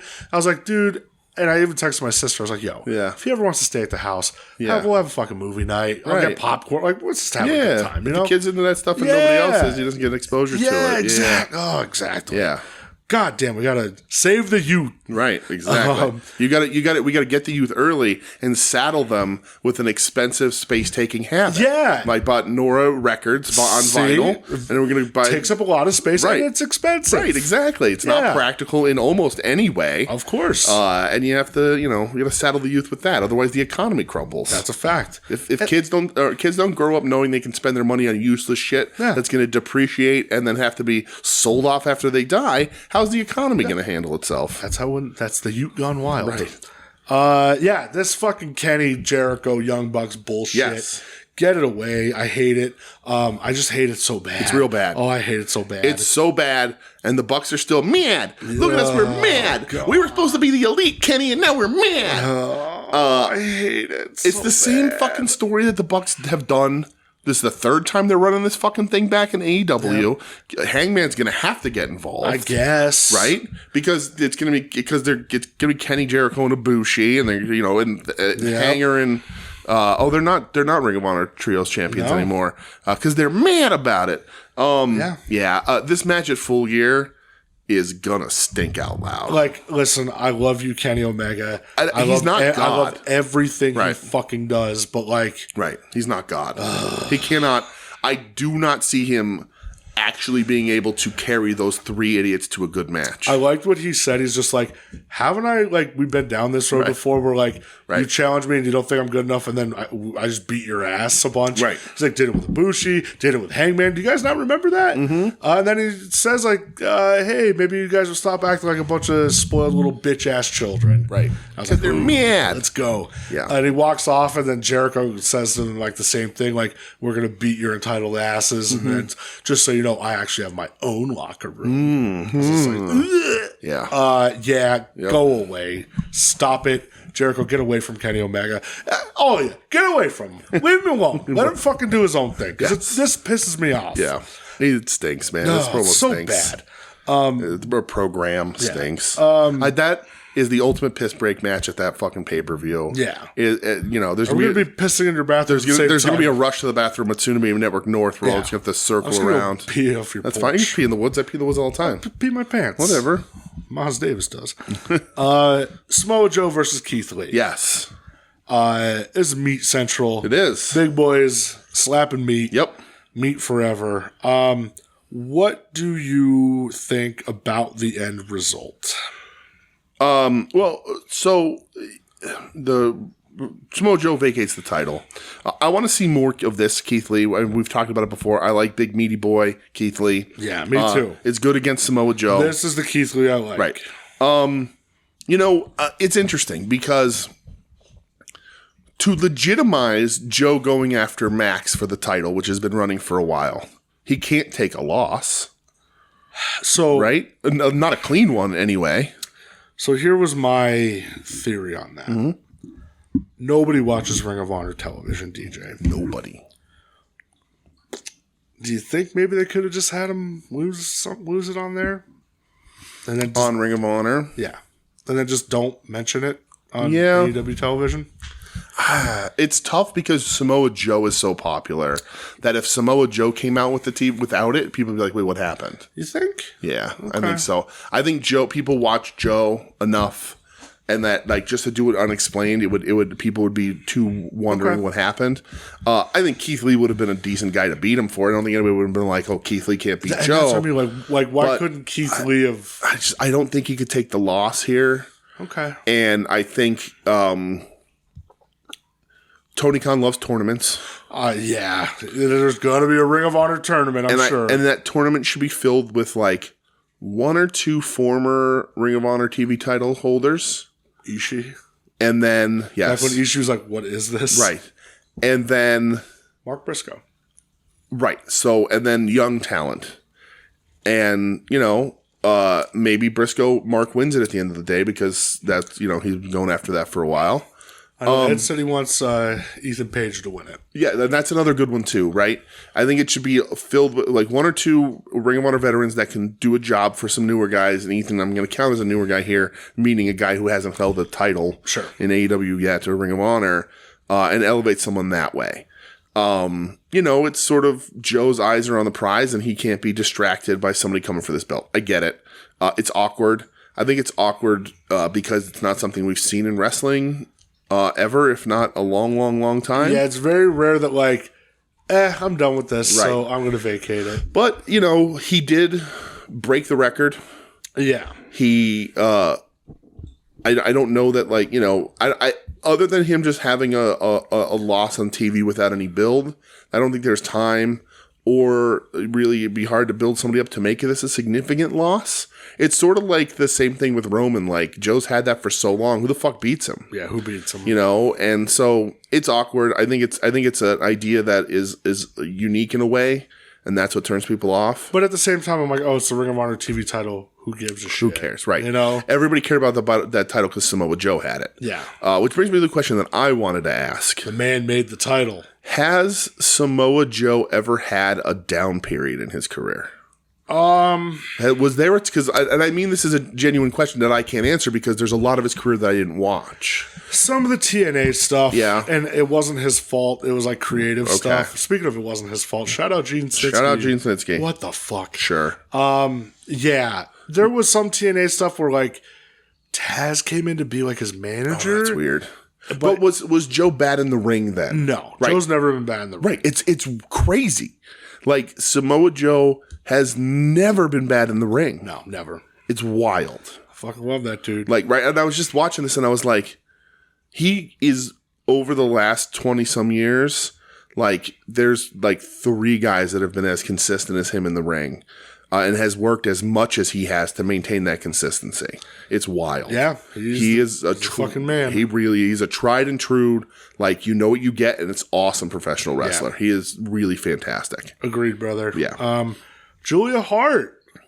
Yes. Against the returning Red Velvet. Crazy. Stir it up, boys. And the crazier part is that it's a good match. It was good. Like, dude.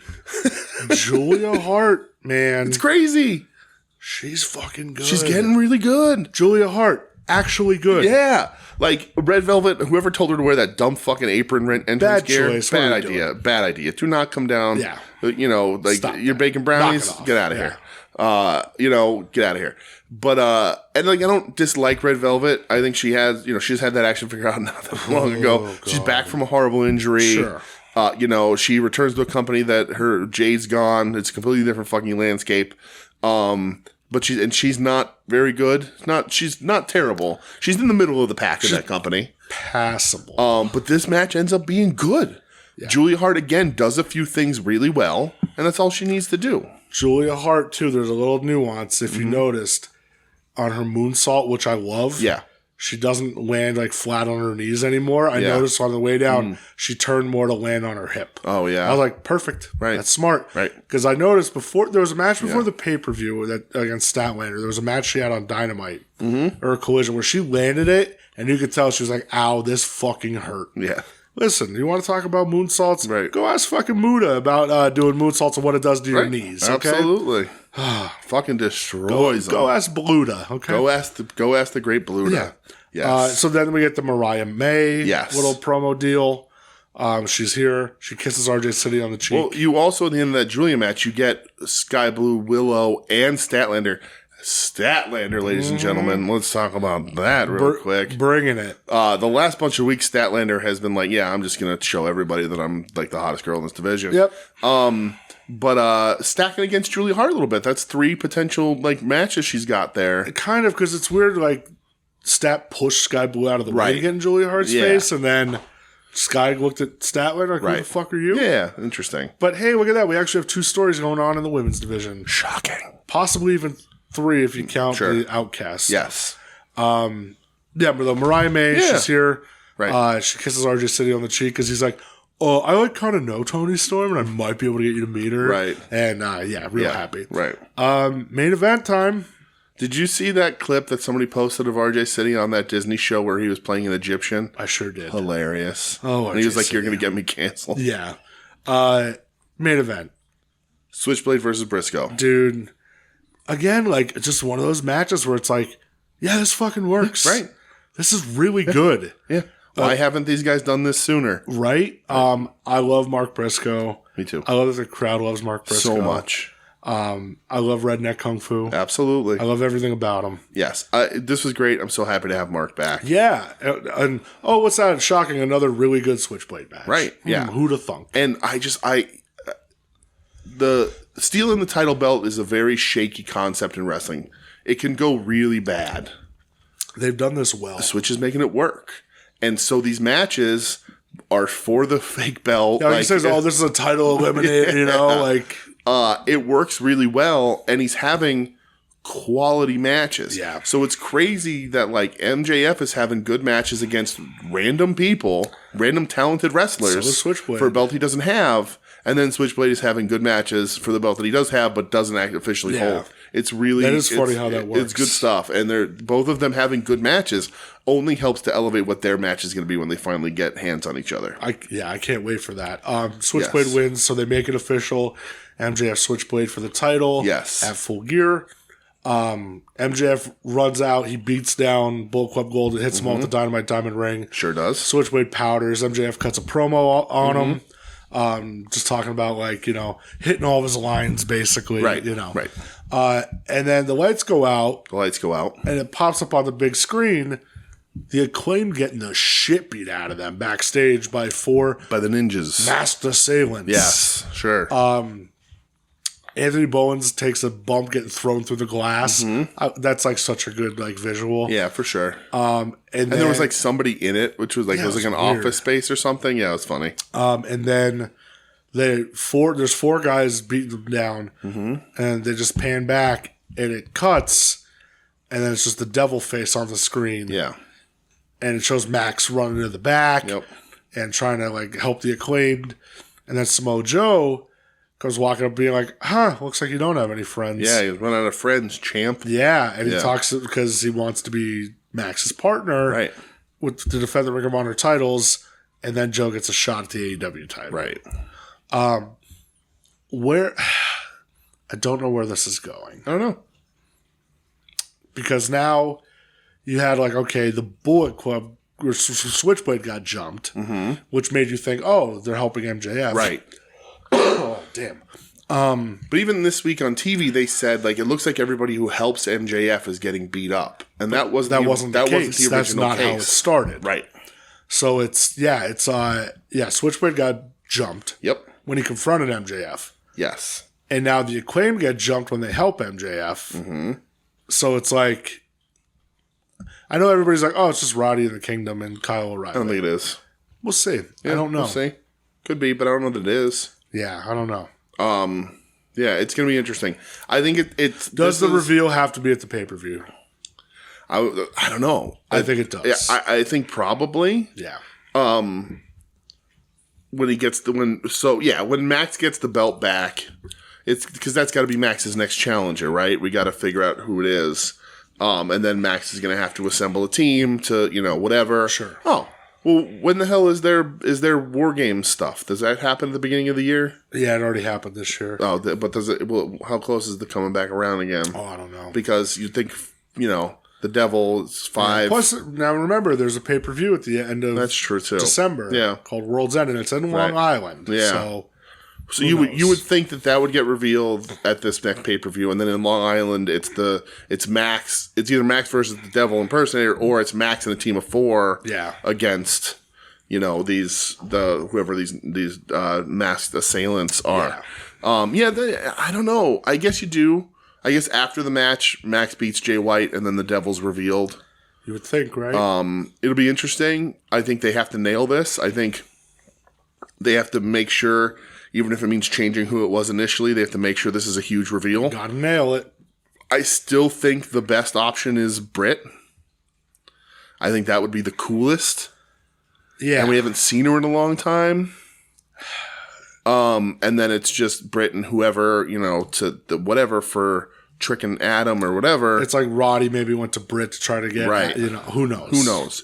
And they say, the Devil, everybody said the best trick the Devil ever pulled was making you believe he didn't exist. And listen, we'll talk about this right here. I will take I'll throw this out there and other people are talking about it. Like, I don't think it is. I would never in my life bet money on it.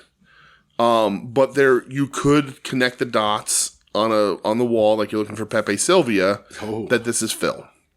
Sure. And if it is, and it's not, but if it is, it's the single greatest accomplishment in AEW. Sounds of Freedom back there. Yeah. The single biggest accomplishment in AEW history. One of the best accomplishments in wrestling history to keep this a secret. It's not going to be.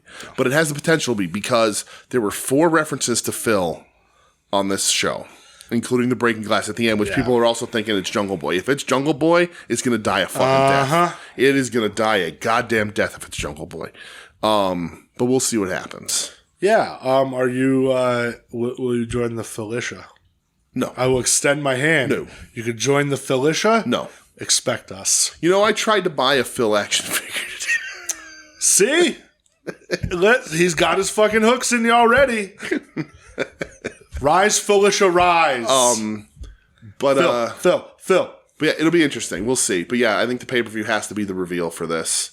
And I think the Devil has to be on every show until we get there in the next week. It's only a week away, so I agree. A week and a half away. I agree. But yeah, we'll see what happens.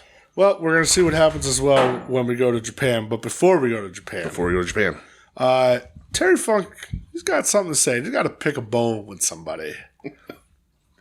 We listened to this promo before we started the show, and it is fucking great. I love you, Terry Funk. It's great. Terry Funk!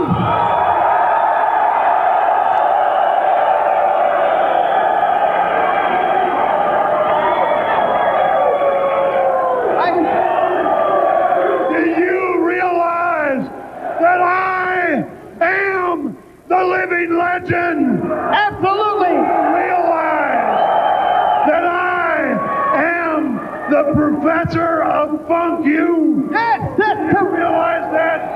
absolutely, it's Terry Funk! Do you realize that I can say what I want to you because I am very knowledgeable at antisocial behavior? Sure, you're Terry Funk, you can do whatever you want! So ass, give me the mic.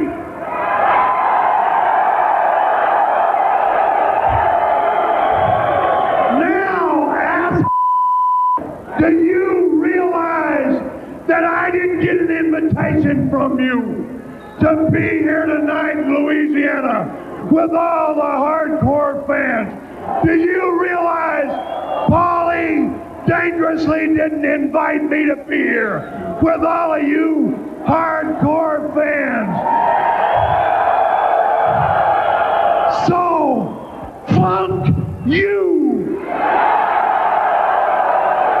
And funk you, Paulie dangerously! And funk you, Tommy Dreamer, you filthy, stinking pile of that's what it is. It's a filthy, stinking pile of Let me tell you about Tommy Dreamer. 6 years ago, he crawled into me on his knees, and he said to me, he said, my daddy's a crackhead, my mother's a whore. I need somebody to be at my side. I need somebody to love me. I need a mentor. I need a daddy. And I looked down at him and I said, I will be your daddy, son. And just like him. And he promised me that he would call me in a time of need. At any time. 3 weeks, I've been waiting for this huge-faced son of a bitch to call me because I wanted to do a double back, a double flip off the top rope for you fans. I practice it, a double flip off the top rope. But you son of a bitch, you piece of I love you. I love you too. You didn't want to be here. You want out of my schedule. That's fine. You didn't want to be here, bro. I'm no disrespect to you. You know, this is for you. This is what you wanted. I've given you what you wanted. You've given me what I wanted. You are nothing but a big ass with a big ego. I ought to slap you now, just like I'd slap my daughters, just like I'd slap my wife, just like I would slap anybody else in my family. You stay away from me.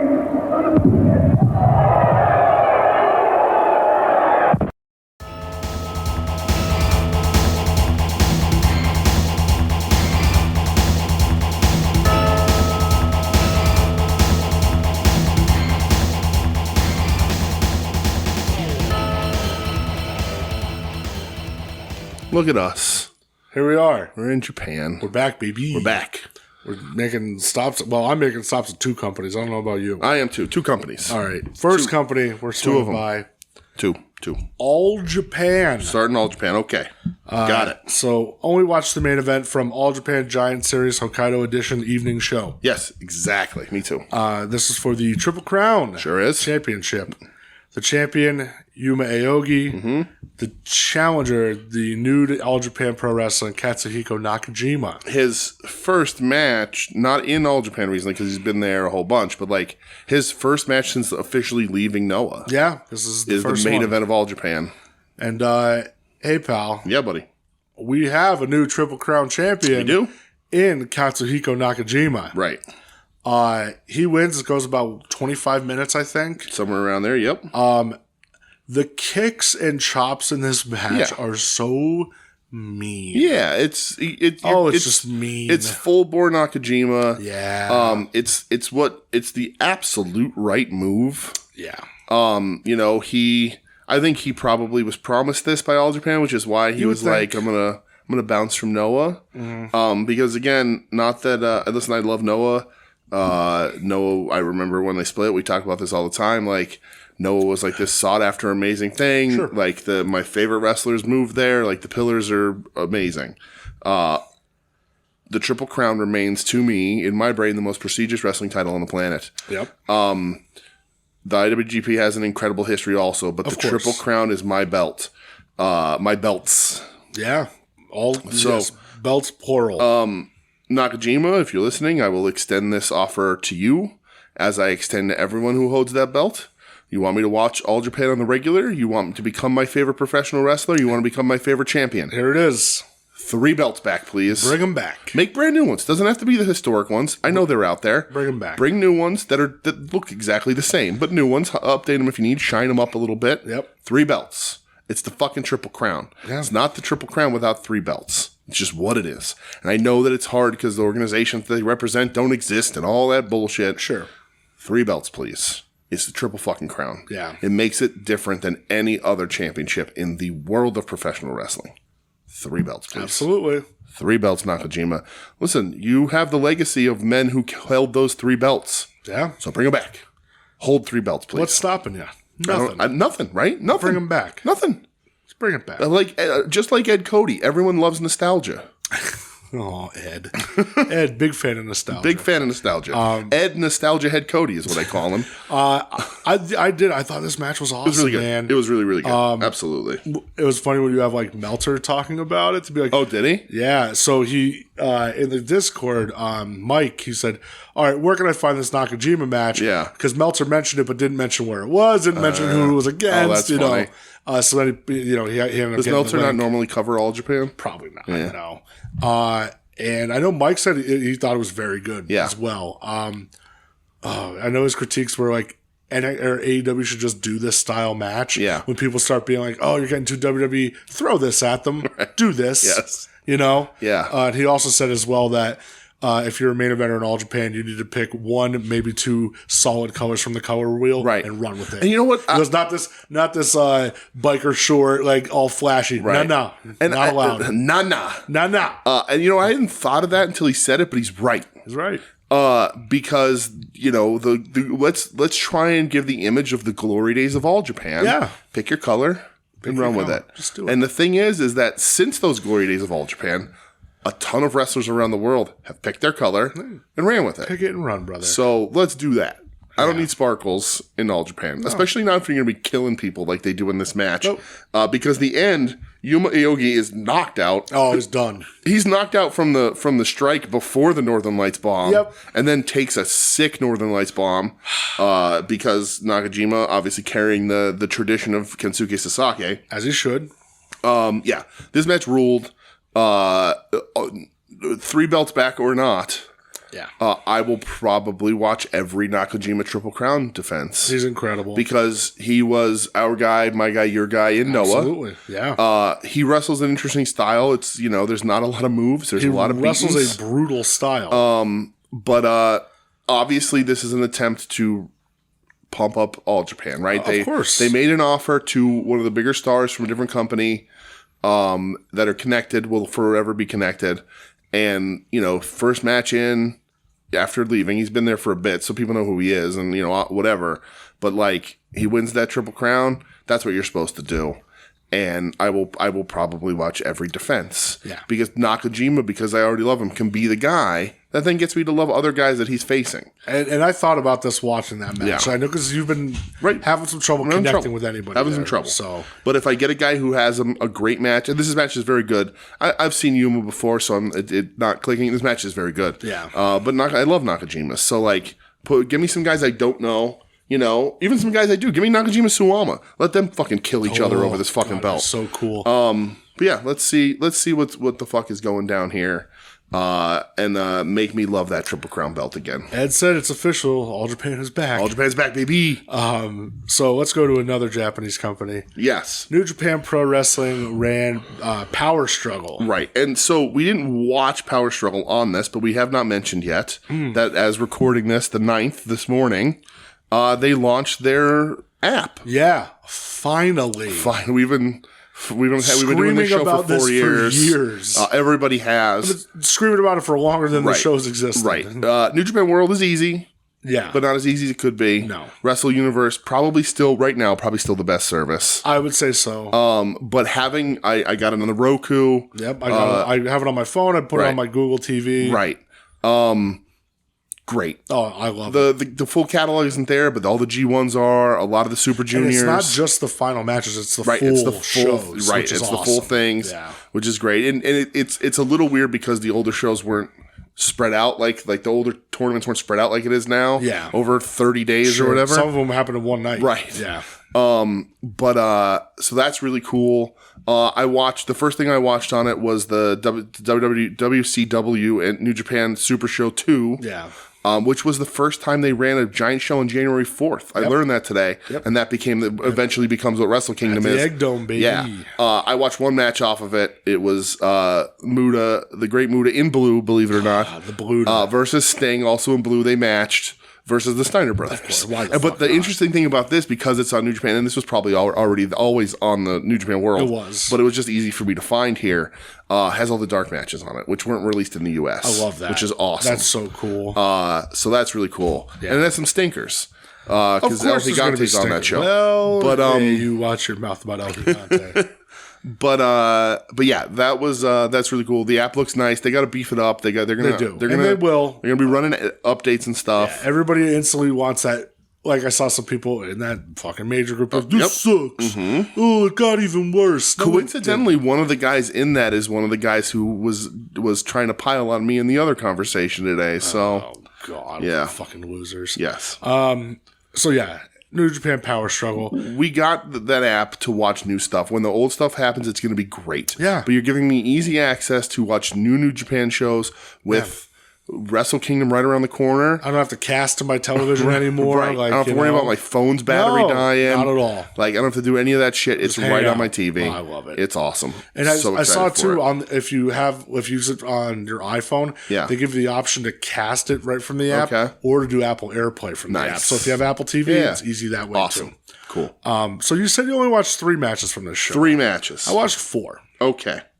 Did you watch Jon Moxley versus Great O'Khan? Both instances of it, yes. Holy fuck. Dude, they just did a fucking walk-in brawl around the whole arena. Like a walk-in brawl, but like throwback walk-in brawl. Very violent. Very violent. Very throwback, dare I say, to like the Brody Hansen eras. Like the fans are in danger. Dude, the seats are fucked up. Moxley is that guy. Yes. He's just... So it goes... The match opens, it goes 1 minute, 7 seconds there's a double count out. Yep. And then it becomes a falls count anywhere match that goes a little over 14 minutes by referee decision. Yeah, because what does Moxley say? He's like, Great O'Khan, this ain't over. I want a piece of your ass. Right. Love it. And he very gets stone cold. Because it is. Because he pulls out a pair of scissors and cuts off Great O'Khan's beautiful hair. This is one of the most brutal, shocking moments insane in the history of professional wrestling. Yes. At one point in the match, it's just sitting on the ground amongst the chaos, and I was like, if I was in there, I would have taken that fucking hair and ran. And then I would have stitched it in my own hair. You would have got it ripped out of your hands. That's and told true. You that, whatever that fucking security guard said. I would have stitched it in my own hair. Absolutely. And I would have been the new Great O'Khan. You should grow. El Hijo de Great O'Khan. You should grow a Great O'Khan. I can. Tail. I mean, I got the mullet this week. I like it. I could do that. You need to grow it. Just the tail. Just the tail. All right. We'll see what happens. That's not going to happen. I make no promises. Nope, that's not I would like my wife to still look at me occasionally. Yeah, she'll look at you even more because you'll have a hot-ass green tail. That's true. But yeah, this goes crazy. There's chairs everywhere. At one point, O'Khan puts Moxley on a push cart and pushes him through the seats. It's crazy. Like it is, and this is the middle of the show. So like somebody has to put this shit all back together. They're just beating the shit out of each other. 4 matches after this. Moxley gets bit on the dick. Dude, Great O'Khan bit that man on his penis. He did. Amazing. Yeah, it's just a really great chaotic walk-in brawl. That you don't see that often, particularly in Japan anymore. And like really did sort of feel like that everyone was in danger again. Yeah. It was nice. It was an interesting thing. I love that. So Mike in the Discord said, he posted it and he goes, I don't know what the fuck Meltzer's talking about. Yeah. He's like, this is great. Did Meltzer not like it? I guess he said, why is Moxley going to waste his time to fly over to Japan to wrestle the Great O'Khan? Because Moxley likes having fun and Great O'Khan rules. Yeah. Great O'Khan's great. And that's what Mike says. He's like, he's nuts. He's like, this is great. Simple answer. You know? Moxley likes doing cool shit. Yeah, Moxley fucking rules, dude. Yeah. Oh, so much It fun. was very good, yes. Did you watch the Never 6-man tag team title match? I certainly did. All right. So the champs, Okada, Ishii, and Tanahashi, Yeah. went up against the challengers TMDK. Yes. Which consisted of Zack Sabre Jr. and Ed's boys, Mikey Nichols and Mad Shane Mikey Haste. Nichols and Was it Sugar Shane Haste? Sugar Shane? That's not what it is. Happening Shane Yes, Haste. sure. I'll tell you what. So, and I mentioned this before about like 6-mans being tough sometimes. They sure are. This was Yeah, awesome. it was really good. I thought this was great. Well, it's really good because it opens up with Ishii versus Zack Sabre Jr., which should be everyone's favorite pairing because I love it so much.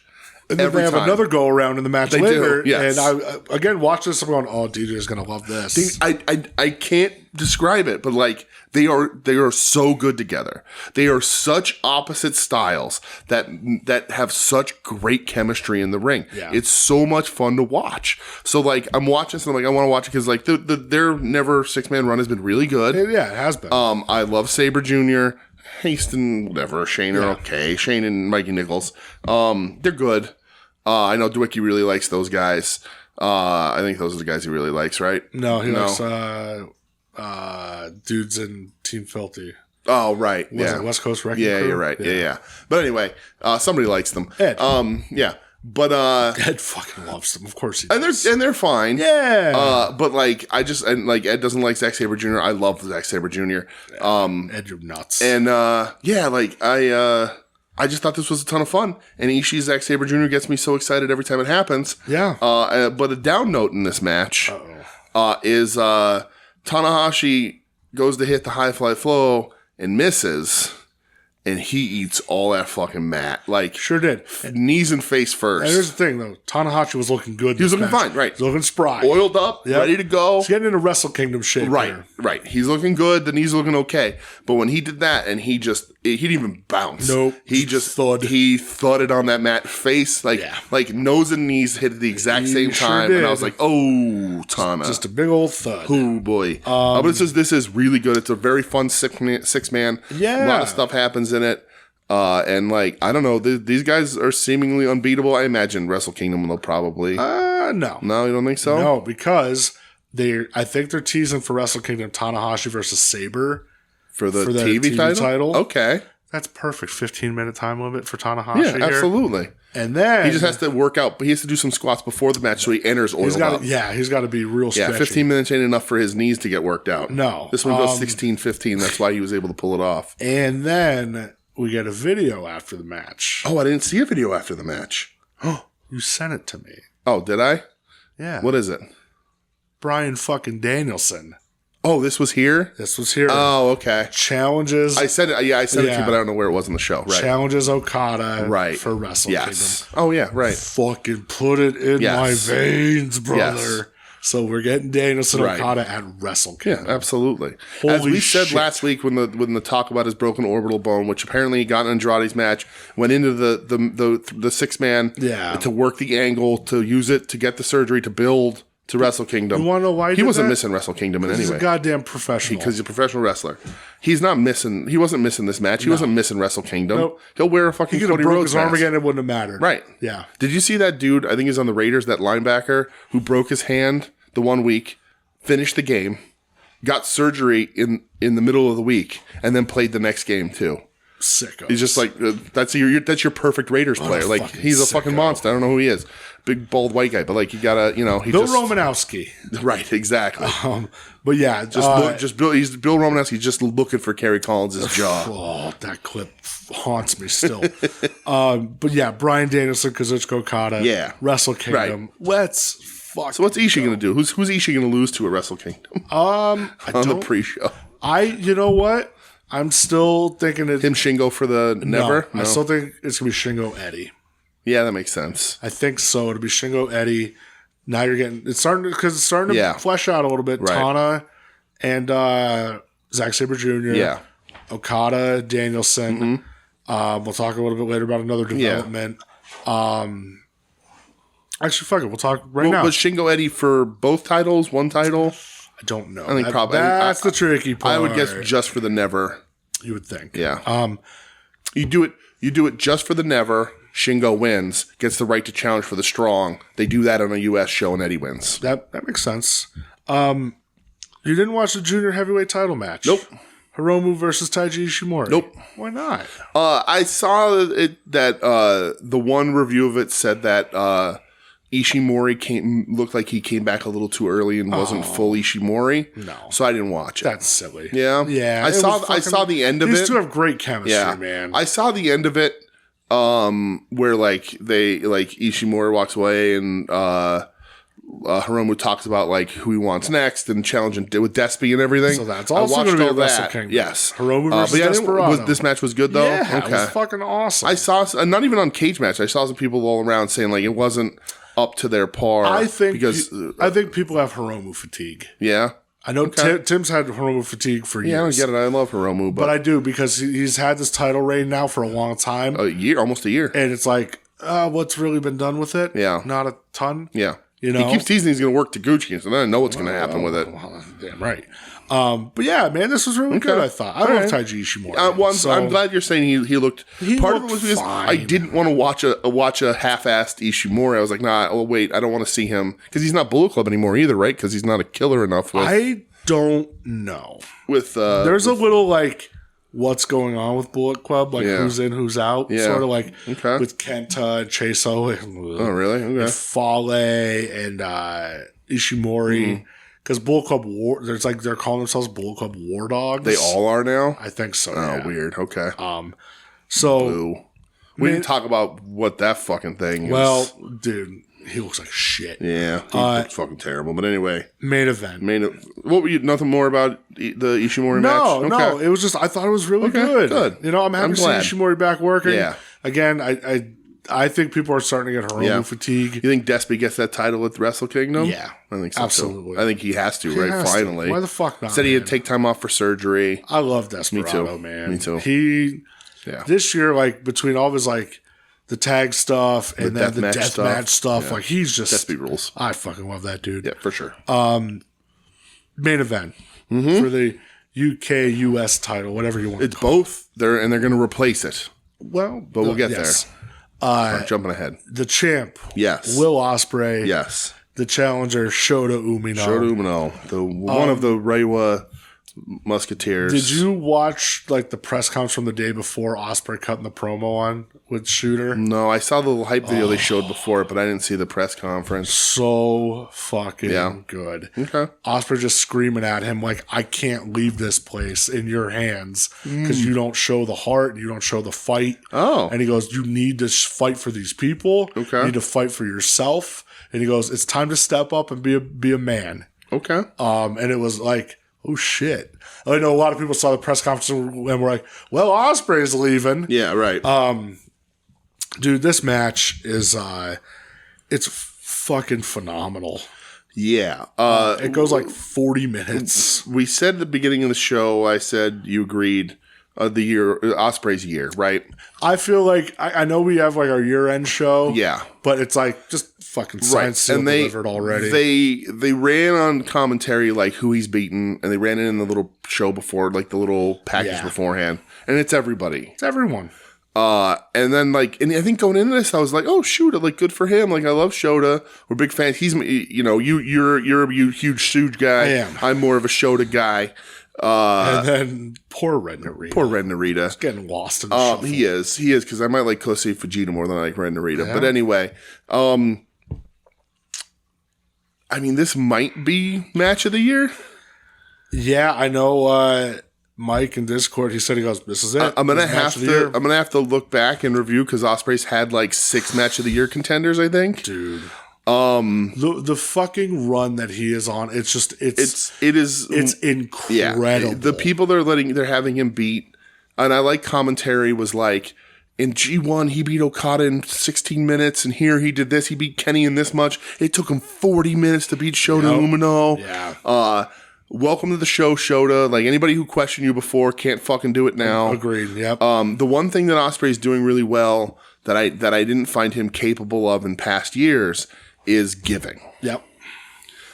It started with that El Fantasma match, and we're like, oh, they're buddies. Of course, he's gonna give to him. Sure. And then it just continued, and he gives so much to Shota here. Shota looks fucking fantastic. Amazing, dude. Shota looks like $1 million. He's a handsome fucking dude. He looks like a star. He looks like a star. This match rules. 40 minutes feels like 14. It flew by. Right. And so my favorite part of this entire match is Ospreay does that spot where he bends you up in the turnbuckle and puts your head down, and he gives you the boot to the face. Yeah. And he does it to Shota. He does it twice, and the blood starts to leak. And they're like, oh, Umino broke his nose. Yeah.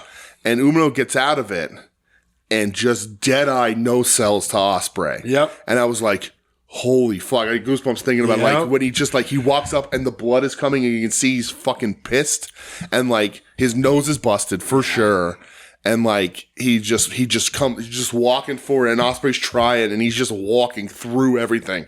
Like he hit that next level. Yeah. Like that was such a good spot. And it's close to the end. It's not much left, but like they go to a fucking level. And then 39 minutes in classic New Japan wrestling style, Umino kicks out at 1 from the hidden blade. Crazy. And like the match is over within a minute. Yeah. But he gets that last fighting spirit pump. Like that was it. And it's the way these things are supposed to be. It's what fighting spirit just fucking is. And I was just like, and then he kicks out of the Storm Driver after that too. And then loses. I loved earlier in the match. Yeah. So there's been that running story of Ospreay versus Shooter with Red Shoes as the ref, because Red Shoes is Shooter's dad. Right. So they had a match in Rev Pro where Ospreay, it was like a TKO finish when he kept driving the elbows into his neck. Mm-hmm. There was another match where he kept doing it and he just wasn't responding, but Red Shoes wouldn't stop it. Mm-hmm. And then in this one, he had him like Shooter pinned down, his arms were pinned. Yeah. And he's just driving the elbows, and Moxley comes out. Right. And he's like, get the fuck up. Right. And Shooter gets the fuck up. Right. Oh my God. Moxley. I loved it. Mox as Shooter's Mickey is insane. Dude, it's so perfect. Yeah. This match, dude, this will be, I feel like this is definitely going to be on the end of the list. I'm going to have to, look back, and we have a little bit before we do our end of the year show. We'll have to do it before January because we need the Royal Rumbler in. So last week of December, I guess, last show of December. So we're gonna run into some shit here. We are, because I am an idiot. Okay. And I said Wrestle Kingdom was on like a Saturday or something. Yeah. It's not. Okay. It's on a Thursday. Oh, really? Yeah. Like a Thursday morning for us. Yeah. Okay. So, all right. That means I'm probably going to take the day off. Yeah, take off work. All clear with the front office. And we'll just watch it, and we'll talk about it that night. We'll watch it, and then we'll do a Rumble that night with Michelle. Yeah, we'll do the Rumble. Maybe that might even be the whole show. Yeah. Because the Rumbles take a while. Yeah. So that might just be a quick little What's Good episode. Yeah. Till we get to the Rumble. So with Ospreay, we can even record a Rumble at a different night and add it on the end like we did a couple times so that we're not. We could. So Ospreay did like post a bunch of shit about Umino. Yeah. Saying, I've traveled all over the world, but you took me to the longest match of the year. Hold your head high. Never be disappointed. Tonight you pushed me to the limit. Yeah. I just want to tell you I'm proud of you. New Japan Pro Wrestling is in your hands. Yeah. Wow. And then he posted the video like at the end of them like laying on the mat together. Okay. And they kind of like Predator shook and were like holding each other's hands. Okay. Nice. So Ospreay said, wrestling is combat mainly between two athletes with the goal to better the other, but it can also be a story that isn't quite as known as my other stories. Back in 2021, myself and Shota were both lost trying to find who we were inside the ring and in real life. Within our battles, Shota has helped me understand who I am as a man. There's a bond there between us that only a certain amount of people will know the true extent of my gratitude towards him. Interesting. Last night I spent 40 minutes in the ring. I called my home opposite Shota. The moment the bell rung, a weight lifted off my shoulders and a sense of clarity hit. You've become a man in front of all our eyes. Yeah. You could say you're Blackpool Combat Club, but to me, you'll always be Ospreay Dojo. I'm very proud of you. Yeah, nice. So I was like, that's fucking awesome. It's a 5-star match all day, any day. Oh, dude, no doubt. I can't imagine... like dude scale only goes up to 5. It's just what it is. Yeah. But Meltzer's has to give it more. If he doesn't, he's an idiot. Yeah. And we already know he's an idiot. But match of the year contender. very close, if not, it's gonna be close to being like making that number. It's gonna be on a lot of people's number one. Yeah, might end up being my number one. I just have to look and make sure the other ones are, because there's again like 8 Ospreay matches or so. My list is like, man, we just 2 people. Yeah, but so it is a very defined year. Yeah. After the match, yes, Mox is in the ring. Mm-hmm. And Ospreay challenges him to Wrestle Kingdom. Yes. For the UK US title, whatever. Right. And then fucking David Finlay comes out. Yes. Speaking of the Douche scale, adding Finlay to this match starts it at -1. Dude, like, you don't start at 0 When anymore. I thought it was just going to be Ospreay Mox, I said, fuck yeah, here we go. Yeah. But then David Finlay gets It's because Mox is going to win, and they don't want him to pin Ospreay. Mox is going to win, and he's going to pin Finlay. Yes. I agree with that. Right. That's the way it should be. It should be. Finlay beats them both down with a shillelagh. Mm-hmm. And he says, and he destroys both title belts. Yes. So they kind of announced there's going to be a new belt at Wrestle Kingdom. Just bring back the Intercontinental title. Right. That's just what it should be. That's all it should be. Like, listen, I get it. Fun experiment. Ha, good time. Fun boy party. Mm-hmm. But like, nah, let's just bring it back, you know? Mm-hmm. No more. No more of this. Like, you have to have a good secondary title. The U.S. title's been fine. Yeah, right. You know, but but you have the strong title. Right. Right. You have New Japan Strong, and that caught on, so you don't need a New Japan U.S. title anymore because the strong title is that. Yeah, exactly. Yeah. So, but yeah, what a stretch on Power Struggle, man. A lot of good matches. Good stuff for sure. And what were your matches of the week? Well, I mean, Ospreay showed up. Yeah, same. All day, every day. Yeah. Like I said, if you were gun to my head right now, and recency bias, of course, that's my match of the year. And it also produced one of the gnarliest pro wrestling pictures you'll ever see. Insane. Ospreay hitting Shooter with the hidden blade, and it's just insane. Yep. Absolutely crazy. And, over here is Guns versus Bollywood Boys. No. Whoa. That fucked me up. Let's see. Swerve Penta. Okay. Let me make sure that's right. Yeah, Swerve Penta. That was a close second for me. Okay. I'm gonna go Seth Rollins, Sami Zayn. Okay, nice. That good. I was shocked at a good dude. When Seth Rollins still won it though, right? He still had the same. They gave him a secondary belt and have made that belt ungettable as Roman's belt is. Yes. Cool. Exactly. Cool. Smart business. You know, when WWE has a good main event, it's fucking good. It's good, right? Sammy's good, and it was from Wilkes-Barre, Pennsylvania. Yeah, what a Wilkes-Barre pride. You enjoyed a Hammy Zayn while you were eating it. God damn it. That's all the wrestling I have. Did you buy anything this week? Almost no. Almost too. Did I buy anything this week? I don't know. I didn't. I don't think so. I had nothing. Adam Van hooked me up with an Army of Darkness poster. Yeah, he tried to, not tried, I should say. He asked me if I want the Fight Club one, and he said that you already claimed the Army of Darkness one. So I was like, nah, you got that. That's all good. Yeah, I just don't have the wall space for Fight Club stuff, although it is cool. I just don't have a wall space for Matra. Did I buy anything? No, I don't think I did. I made some red knee pads from a Terry Funk. I got my Terry Funk in the mail the other day. Did you? Yeah. Good. It's perfect. Good. I haven't opened mine yet. Did I buy The Rock this week? Was that this week? No. That was last week when I bought that old, yeah. So, if you want my old Terry Funk.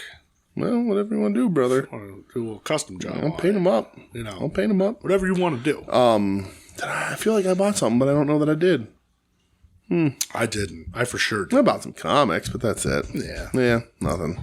Dude. We'll say nothing. Yeah. Same. Nothing here. I was going to buy a shirt at Quicksand, but I was like, I have too many shirts. Yeah. That's kind of where I'm at. I have to go through another Sally's around. Yeah, I got to throw about half my shirts away, I think. Yeah. I have no problem doing that. Yeah. I just, some of them I'm like, right. Don't want them anymore. Hook some people up with some cool shit. Yeah. Go down. Hey, listen, if you ever want like 2X wrestling or hardcore shirts or horror movie shirts, there you go. Go down Sally's. Right. Sally's in Hanover Township. You'll be all right. There you go. Do they just put them there or do they distribute them all around? I don't know. Because you could drop them off at each one, but I don't know. Yeah. I wonder if they I wonder if they fill needs. I wonder if like each location is like, would make we're a sense. little low on T-shirts. Can we get some maybe? That makes sense. I don't know. Yeah. The one in Hanover Township though, that's the big one. That's a better one. You get a lot of good stuff at that one. Oh yeah. We know how to do it big, baby. Yeah, that's a cool one. There are a lot of good movies there sometimes too. You hook up some good shit. Yeah. Anyway, That's it. That's it. We're back next week with who the fuck knows.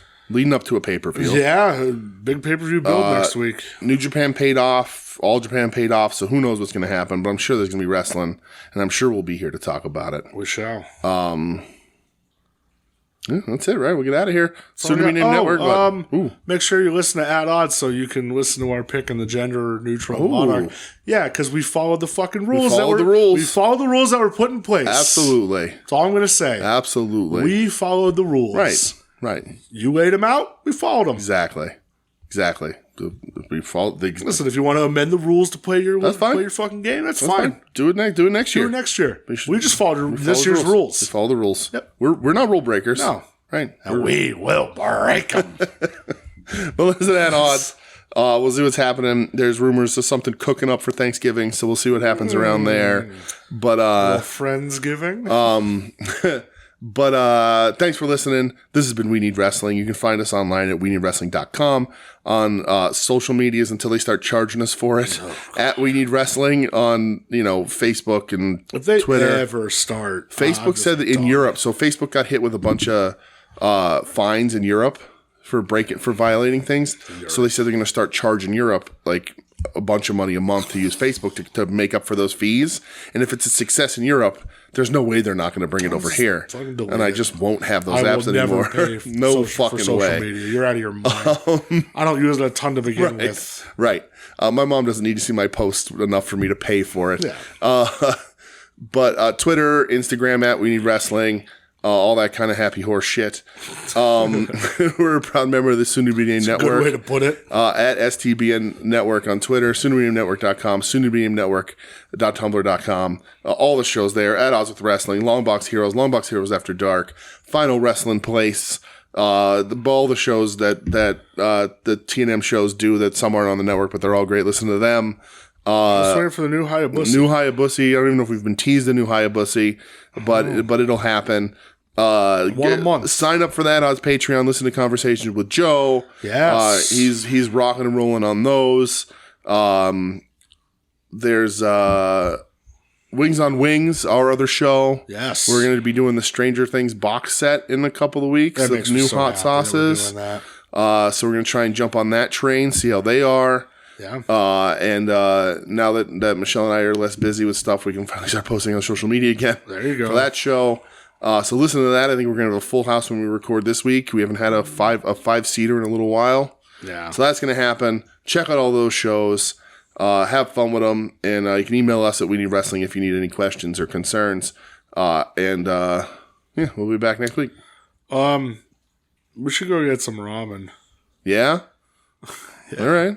Right now? No, not right. Well, I wish right now. There's 2 new places that opened. 2? Yeah. Unbelievable. Fuji in Pittston. Okay. And the place in Wilkes-Barre.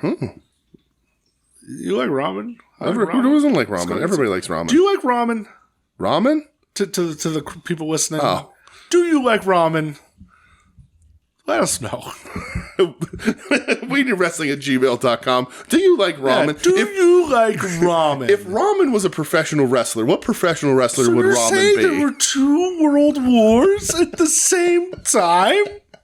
You're listening to the soon-to-be-named network, the Lamborghini of podcast networks. Knock it off, nerds!